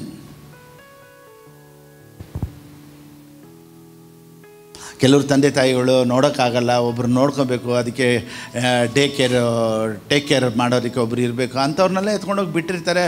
ಅಂಥದ್ದನ್ನು ನಾನು ತಪ್ಪು ಅಂತೇನೂ ಹೇಳೋದಿಲ್ಲ. ಓಕೆನಾ? ಪರ್ಪಸ್ ಅವಾಗೆಲ್ಲ ನೋಡ್ಕೊಂಡು, ಇವಾಗ ವಯಸ್ಸಾಯ್ತು, ಇವಾಗ ಏನಕ್ಕೆ ನಾವು ನೋಡ್ಕೊಬೇಕು? ಅದಲ್ಲ. ಸೊ ಡಿಫ್ರೆಂಟ್ ಇರುತ್ತೆ. ಸೊ ಯಾರು ದೊಡ್ಡವರು? 2 ಲಕ್ಷ ಅವನ, 30,000 ಅವನ? ಯಾಕೆ? ಅದೇ ಇವಾಗ ನಿನಗೆ ಎಷ್ಟು ಸಂಬಳ, ನಿಮಗೆ 2 ಲಕ್ಷ ಸಂಬಳನ 3 ಲಕ್ಷ ಸಂಬಳ, ನೀವು ದೊಡ್ಡವರಲ್ಲ. ದೇವ್ರ ರಾಜ್ಯಕ್ಕೆ ಯಾರು ಕೊಡ್ತಾರೋ ಅವರೇ ದೊಡ್ಡವರು. ಆಸ್ತಿ ತೊಗೊಂಬಂದು ಕೊಟ್ಟವ್ರು ದೊಡ್ಡದು ಅಂತ ಹೇಳಿದ್ರೆ 2 ಇದ್ದಿದ್ದು ಬೆಳ್ಳಿ ಕಾಸು ಎತ್ಕೊಂಬಂದು ಆ ಕಾಣಿಕೆ ಆಫ್ರಿಂಗಲ್ಲಿ ಹಾಕಿದ್ರೆ ಯೇಸು ಸ್ವಾಮಿ ಯಾರನ್ನ ದೊಡ್ಡದು ಅಂತ ಹೇಳಿದ್ರು? 2 ಕಾಸು. ಈ 2 ಕಾಸು ದೊಡ್ಡದಾಗಲಿ ಇಲ್ಲ, ಮನಸ್ಸು ದೊಡ್ಡದು. ಸೊ ದೇವರು ಎಲಿಜಿಬಿಲಿಟಿನ ಚೆಕ್ ಮಾಡ್ತಾರೆ. Oh my God, thank you holy spirit. ಏಮೇ ಈಗ ಒಬ್ರಿಗೆ ಇವಾಗ ನೋಡಿ, ಇವಾಗ ನಾವು ಹೆಂಗೆ ಶೇಕ್ ಆಗ್ತೀವಿ ನೋಡಿ, ನಮ್ಮ ಮೆಂಟಾಲಿಟಿ ಹೆಂಗೆ ಚೇಂಜ್ ಆಗುತ್ತೆ ಅಂದರೆ, ಈಗ 100 ರೂಪಾಯಿಗೆ ಎಷ್ಟು ಕೊಡ್ಬೋದು ದಶಮಾಂಶ? ಟೈತ್ ಎಷ್ಟು ಕೊಡ್ಬೋದು? 100 ರೂಪಾಯಿಗೆ 10 ರೂಪಾಯಿ. 1000 ರೂಪಾಯಿಗೆ ಎಷ್ಟು ಕೊಡ್ಬೋದು? ಚೆನ್ನಾಗಿ ಹೇಳಿ. 100 ರೂಪಾಯಿ. 10,000 ರೂಪಾಯಿಗೆ ಎಷ್ಟಾಯಿತು? 1000. 1 ಲಕ್ಷ ರೂಪಾಯಿಗೆ ಎಷ್ಟಾಯಿತು? 10 ಲಕ್ಷಕ್ಕೆ ಎಷ್ಟಾಯಿತು? ಇವಾಗ ಇಲ್ಲಿವರೆಗೂ ಗಾಡಿ ಚೆನ್ನಾಗಿ ಓಡುತ್ತೆ. 10 ಕೋಟಿ ಬಂದರೆ ಎಷ್ಟು ಕೊಡ್ಬೇಕಾಯ್ತು? 1.5 ಲಕ್ಷ. ಇದು ನಮ್ಮ ಕ್ಯಾಲ್ಕುಲೇಷನ್ ಹೆಂಗೆ ಗೊತ್ತಾ? 10 ಲಕ್ಷ ಬಂದುಬಿಟ್ರೆ 1 ಲಕ್ಷ ಅಲ್ಲಿವರೆಗೂ ಬೇಕಾದ್ರೂ ಕೆಲವೊಂದು ಹೋಗುತ್ತೆ ಗಾಡಿಗಳು, ಅಲ್ಲಿರುತ್ತೆ. ಇವಾಗ ಒಂದು 10 ಕೋಟಿ ಬಂತು, 1 ಕೋಟಿ ದಶಮಾಂಶ ಕೊಡಬೇಕು. ಅಲ್ಲೇ 10 ಕ್ರೋರ್ಸ್ಗೆ ಎಷ್ಟಪಟ್ಟೈತಂದರೆ 1.5 lakhs ಟೋಟಲಾಗಿ ಪ್ರೇಯರ್ ಮಾಡಿ ಕೊಟ್ಬಿಡೋಣ. ಯಾಗೋದಾ? ಅಲ್ಲಿ ಶೇಕ್ ಆಗುತ್ತೆ ನೋಡಿ. ಈ ಓಲ್ಡ್ ಮಾಡಲ್ ಗಾಡಿ, ಈ ಓಮ್ನಿ, ಮಾರುತಿ 800 ಅದೆಲ್ಲ 80 ಕಿಲೋಮೀಟರ್ ಸ್ಪೀಡ್ ಹೋದ್ರೆ ವಾಬ್ಲಿಂಗ್ ಬಂದುಬಿಡುತ್ತೆ. ವೀಲು ಬಡ ಬಡ ಬಡ ಬಡ ಸ್ಟೇರಿಂಗ್ ಎಲ್ಲ ಅಲ್ಲಾಡ್ತಾ ಇರ್ತೈತೆ. ಇದು ಸಿಡಾನ್ ವೆಹಿಕಲ್ಸು ಆಡಿ BMW 150 ಹೋದ್ರೆ ಹಂಗೆ ಶೇಕ್ ಇಲ್ಲದೆ ಹೋಗುತ್ತೆ. ಯಾಗೊತ್ತಾ? ಕಾಸ್ಟ್ಲಿ ಕಾರ್ ಅದು. ಲೋಕಲ್ ಗಾಡಿಗಳು ಎಷ್ಟು ಸ್ಪೀಡಲ್ಲಿ ಶೇಕ್ ಬಂದುಬಿಡ್ತೈತೆ? 80 ಜಾಸ್ತಿ. 80 ಆಗಿದ್ದ ಗಡ ಗಡ ಗಡ ಗಡ ಗಡ ಗಡ ಅನ್ಬಿಡ್ತಿದೆ. ಆದರೆ ಕಾಸ್ಟ್ಲಿ ಕಾರ್ಸ್ ಹೆಂಗೆ ಗೊತ್ತಾ? ಲಕ್ಷಕ್ಕೂ ಕೋಟಿಗೂ. ಯಾಕೋದಾ? ದೇವ್ರ ಪ್ರೈಸ್ ಇಸ್ ಡಿಫ್ರೆಂಟ್. ಸೊ ದೇವ್ರು ನಿನ್ನನ್ನು ಲೋಕಲ್ ಗಾಡಿ ಥರ ಇಡಬಾರ್ದು ಅಂತ ಒಂದು ಒಳ್ಳೆ BMW ಥರ, ಅದು ಒಂದು ಒಳ್ಳೆ ಹೈಫೈ ಆಗಿಡೋದಕ್ಕೆ ಒಂದು ಕ್ಲಾಸಿಕ್ ಗಾಡಿ ಥರ ದೇವ್ರು ನಿನ್ನನ್ನು ಇಡಬೇಕು ಅಂತ ಇಷ್ಟಪಡ್ತಾರೆ. ಅದಕ್ಕೆ ನಿನಗೆ ಟ್ರೈನ್ ಅಪ್ ಇದೆ, ಅಲ್ಲ training. So who we are? Children of god. ಎಲ್ಲರೂ ಹೇಳಿ, ಯಾರು ನಾವು? 1 Corinthians 12:27. 1 ಕೊರಿಂಥದವರು ಬರೆದ ಪುಸ್ತಕ 12:27. ನೀವು ಕ್ರಿಸ್ತನ ದೇಹವು, ನೀವು ಕ್ರಿಸ್ತನ DNA, ಕ್ರಿಸ್ತನ ದೇಹವು ಮತ್ತು ಒಬ್ಬೊಬ್ಬರಾಗಿ ಅದಕ್ಕೆ ಅಂಗಾಂಗಗಳಾಗಿದ್ದೀರಿ. ಅಷ್ಟೇ. ಈಗ ಸ್ಪರ್ಮ್ ಬಗ್ಗೆ ಮಾತಾಡಿದೆ, ಈಗ DNA ಬಗ್ಗೆ ಮಾತಾಡಿದೆ, ದೇವ್ರು ಕ್ರೋಮೋಸೋನಲ್ಲಿ ಕೆಲಸ ಮಾಡ್ತಾರೆ ಅಂತ ಹೇಳಿದೆ. ಈಗ ಇದೆಲ್ಲ ಆಗಿ ಇವಾಗ ಏನಾಗೋಯ್ತು? ಇದು ಈ ಸ್ಪರ್ಮ್ ಇವಾಗ ಬೆಳೆದು ಏನಾಗೋಯ್ತು? It became a body. ಈಗ ಸತ್ಯವೇದ ಹೇಳುತ್ತೆ, ನಾವು you are the body of Christ. Oh my God. Christian life ಅನ್ನೋದು ಬಂದ್ಬಿಟ್ಟು, Christian life is not changing your self, Christian life is joining with Christ. ನೀನು ಚೇಂಜ್ ಆಗೋದಲ್ಲ, ಜಾಯ್ನ್ ಆಗಬೇಕು ಅಷ್ಟೇ. ಈಗ ನಾನು ಕ್ರಿಸ್ತನೊಂದಿಗೆ ಸೇರಿದ್ದೀನಿ, ಕ್ರಿಸ್ತನ ಶರೀರವಾಗಿದ್ದೀನಿ. ಈಗ ಯೇಸು ಸ್ವಾಮಿ ಥರನೇ, ದೇವ್ರ ಥರನೇ ಇವಾಗ ನಾನು. ಅದಕ್ಕೆ ಇವಾಗ ನನ್ನ ಮೆಂಟಾಲಿಟಿಯಲ್ಲಿ ಏನು ಗೊತ್ತಾ? ದೇವ್ರಿಗಾಗಿ ಏನಾದರೂ ಮಾಡಬೇಕು, ದೇವ್ರಿಗಾಗಿ ಏನಾದರೂ ಮಾಡಬೇಕು. ಅದಕ್ಕೆ ದೇವ್ರ ವಾಕ್ಯ ಹೇಳುತ್ತೆ, ದೇವ್ರ ರಾಜ್ಯಕ್ಕಾಗಿ ತವಕ ಪಡಪ್ಪ. ಕ್ರಿಸ್ಟಿಯಾನಿಟಿಯಲ್ಲಿ ನೋಡಿ, ನಾನು ತಿರ್ಗಾ ಹೇಳ್ತೀನಿ, ಕ್ರಿಸ್ಟಿಯಾನಿಟಿಯಲ್ಲಿ 10,000 ಜನ ಇದ್ದಾರೆ ಅಂದರೆ 9,500 people seek god, only 500 people seek the Kingdom. 9,500 ಜನ ದೇವ್ರನ್ನ ಹುಡ್ಕೋದಕ್ಕೆ ಬರೋದು, ಅದರಲ್ಲಿ 500 ಜನ ಮಾತ್ರನೇ ರಾಜ್ಯನ ಹುಡ್ಕೋರು. ಸೊ ದೇವ್ರನ್ನ ಹುಡ್ಕೋರು ಬೇಕಾಗಿಲ್ಲ, ರಾಜ್ಯನ ಹುಡ್ಕೋರ್ಬೇಕು. We are kingdom seekers. ಎಲ್ಲರೂ ಹೇಳಿ, ಎಲ್ಲರೊಳಗಡೆ ಒಂದು ಆಸೆ ಬರಬೇಕು, ಈಗ ದೇವ್ರಿಗಾಗಿ ನಾನು ಏನಾದರೂ ಮಾಡಬೇಕು. ಬಾಡಿ ಆಫ್ ಕ್ರೈಸ್ಟ್ ಅಂತ ಹೇಳಿದ ತಕ್ಷಣ, ಶರೀರ ಅಂದಿದ ತಕ್ಷಣ ನೋಡಿ, ಈಗ ದೇವರು ನಾನು ಈಗ ಒಂದು ಬಾಡಿ. ಈ ಲೋಕದಲ್ಲಿ ನಾನು ಹೆಂಗೆ ಆಪ್ರೇಟ್ ಮಾಡಬೇಕು ಅಂದರೆ, ಯಾವ ರೀತಿ ಆಪ್ರೇಟ್ ಆಗಬೇಕು ಅಂದರೆ, ದೇವ್ರದೆಲ್ಲ ನನಗೆ ಬರಬೇಕು. ಈ ಲೋಕದಲ್ಲಿ ದೇವ್ರು ಇದ್ದಿದ್ರೆ ಏನು ಮಾಡ್ತಾಯಿದ್ರು, ಅದನ್ನು ನಾನು ಇಲ್ಲಿದ್ದು ಮಾಡಬೇಕು. Because we are one body. Ephesians 5:31. ಇದರ ನಿಮಿತ್ತದಿಂದ ಪುರುಷನು ತಂದೆ ತಾಯಿಗಳನ್ನು ಬಿಟ್ಟು ತನ್ನ ಹೆಂಡತಿಯನ್ನು ಸೇರಿಕೊಳ್ಳುವನು, ಅವರಿಬ್ಬರು ಒಂದೇ ಶರೀರವಾಗಿರುವರು ಎಂದು ಬರೆದಿದೆ. And 2 shall become one flesh. ಗಂಡ ಎಲ್ಲೋ ಹೆಂಡತಿ ಎಲ್ಲೋ ಒಂದೇ ಶರೀರ ಅಂತೆ. ಇವ್ರಿಗೆ ಇಷ್ಟ ಬೇರೆ, ಅವ್ರ ಇಷ್ಟ ಬೇರೆ, ಒಂದೇ ಶರೀರ ಅಂತೆ. ಸೊ ಯಾವಾಗ ಒನ್ ಫ್ಲೆಶ್ ಆಗಿಬಿಡ್ತಾರೋ, ಇವ್ನಿಗೇನು ಆಸ್ತಿ ಇದೆಯೋ ಅದರಲ್ಲಿ ಅರ್ಧವಲ್ಲಿ ಹೋಗ್ಬೇಕು ಆಟೋಮೆಟಿಕ್ಲಿ. Government rules. ಗಂಡೊಂದು ಜಾಗ ಇದ್ದರೆ ಹೆಂಡ್ತಿಗೆ ಬರಲೇಬೇಕು. ಯಾಕೊತ್ತಾ? ಎರಡು ಒಂದೇ ಶರೀರ. ಆ ರೂಲ್ಸನ್ನು ಬ್ರೇಕ್ ಮಾಡೋದಕ್ಕೆ ಡಿವೋರ್ಸ್ ಅನ್ನೋದು ಒಂದು ಒಳಗಡೆ ನುಗ್ಗುತ್ತೆ. ಒಳಗಡೆ ಡಿವೋರ್ಸ್ ಹೋಗಿ ನುಗ್ಗಿ, ಇಲ್ಲ ನಾನು ಇಷ್ಟೇ ಕೊಡೋಕ್ಕಾಗೋದು, ಇಷ್ಟೇ ಮಾಡೋಕ್ಕಾಗೋದು, ಇದು ನಂದು ನಿಂದು, ನಿಮ್ಮ ಅಪ್ಪಂದು ನಮ್ಮ ಅಪ್ಪಂದು ಅಂತೆಲ್ಲ ಲಾಯರ್ ವಾದ ವಿವಾದ ಮಾಡಿ ಸ್ವಲ್ಪ ಹೋದ್ರೆ ಹೋಗಲಿ, ತಿಂಗಳು ಜೀವನಾಂಶ ತಗೋ, ನಿನಗೆ ಎಷ್ಟು ಬಾಳ್ಬೇಕೋ ನೀನು ಇಟ್ಕೋ, ಇದು ಅವನಿಗೆ ಬೇಕು. ಈಗ ಅದರಲ್ಲಿ ಮಕ್ಕಳು ಯಾರ ಜೊತೆ ಇರ್ತಾರೆ ನೋಡ್ತಾರೆ, ಮಕ್ಕಳು ಅವ್ರ ಜೊತೆ ಇದ್ದರೆ ತಗೋ ನಿನಗೆ ಸ್ವಲ್ಪ ಜಾಸ್ತಿ, ನೀನು ಸ್ವಲ್ಪ ಇಡಿ. ಇದೆಲ್ಲ ಏನಕ್ಕೆ ಅಂದರೆ ಈ ಎರಡನ್ನೂ ಬೇರೆ ಮಾಡೋದಕ್ಕೆ ಇಷ್ಟು ರೂಲ್ಸ್ ಆ್ಯಂಡ್ ರೆಗ್ಯುಲೇಷನ್ಸ್ ಇದೆ.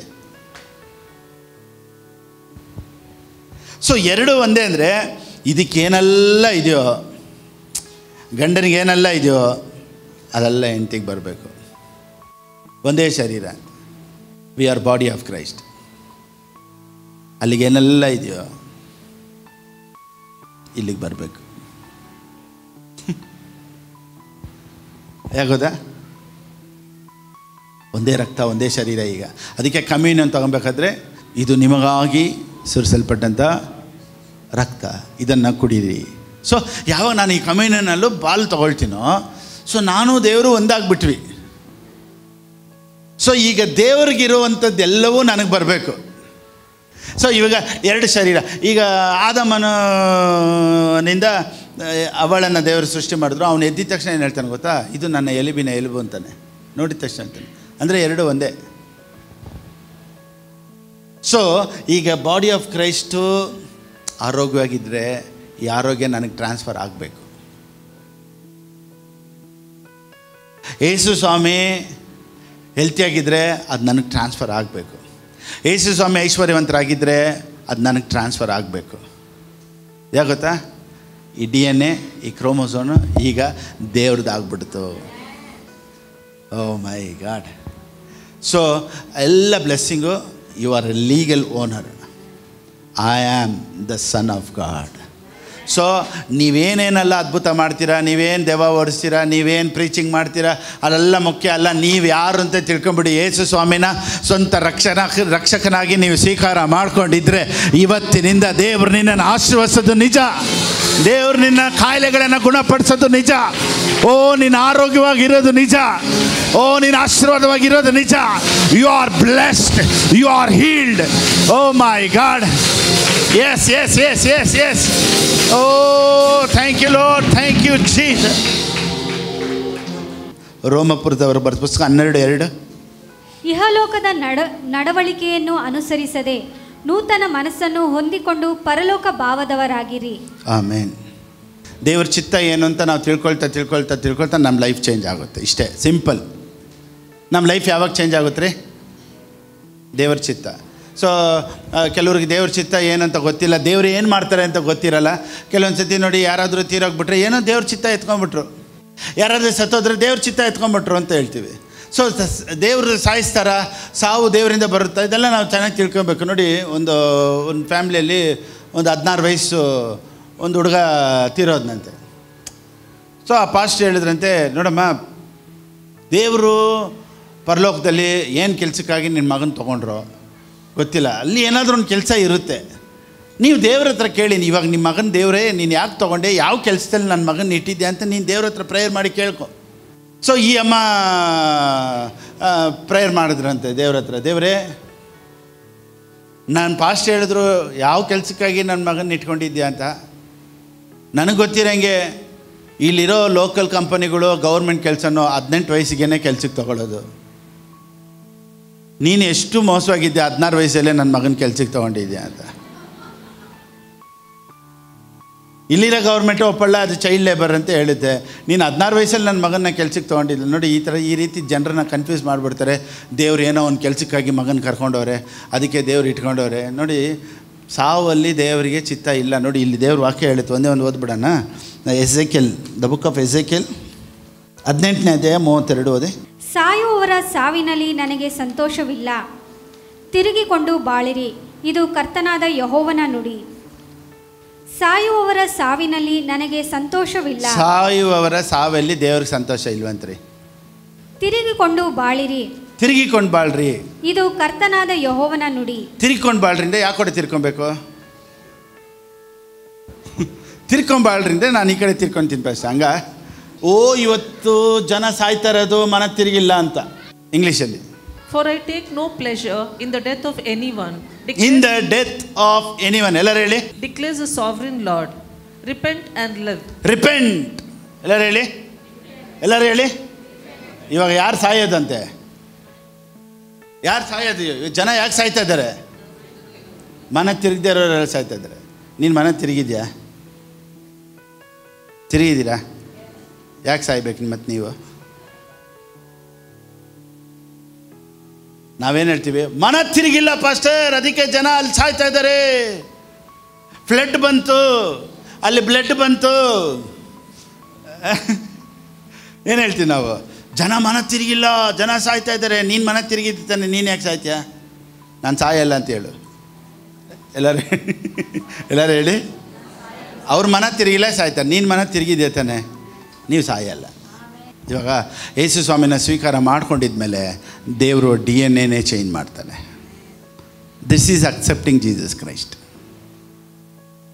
ಯಾರೆಲ್ಲ ಯೇಸು ಸ್ವಾಮಿನ ಸ್ವೀಕಾರ ಮಾಡ್ಕೊಂಡಿದ್ದೀರೋ ಈಗ DNA ಚೇಂಜ್ ಆಗಿರೋದ್ರಿಂದ ಮಕ್ಕಳಾಗುವ ಅಧಿಕಾರ ದೇವ್ರು ನಿಮ್ಗೆ ಕೊಟ್ಬಿಟ್ರು. We are the sons of God. ಈಗ ದೇವರು ನನಗೆ ತಂದೆ, ನಾನು ಮಗ. ಸೊ ನೀವು ಈ ವಾಕ್ಯನ ಕೇಳ್ತಾ ಇರೋರು, ಯಾವಾಗ ನಿಮ್ಮ ಐಡೆಂಟಿಟಿ ಗೊತ್ತಾಯಿತೋ ಇವತ್ತಿಂದ ನಿಮ್ಮ ಪರಿಸ್ಥಿತಿಗಳು ಬದಲಾವಣೆ ಆಗುತ್ತೆ. God bless you.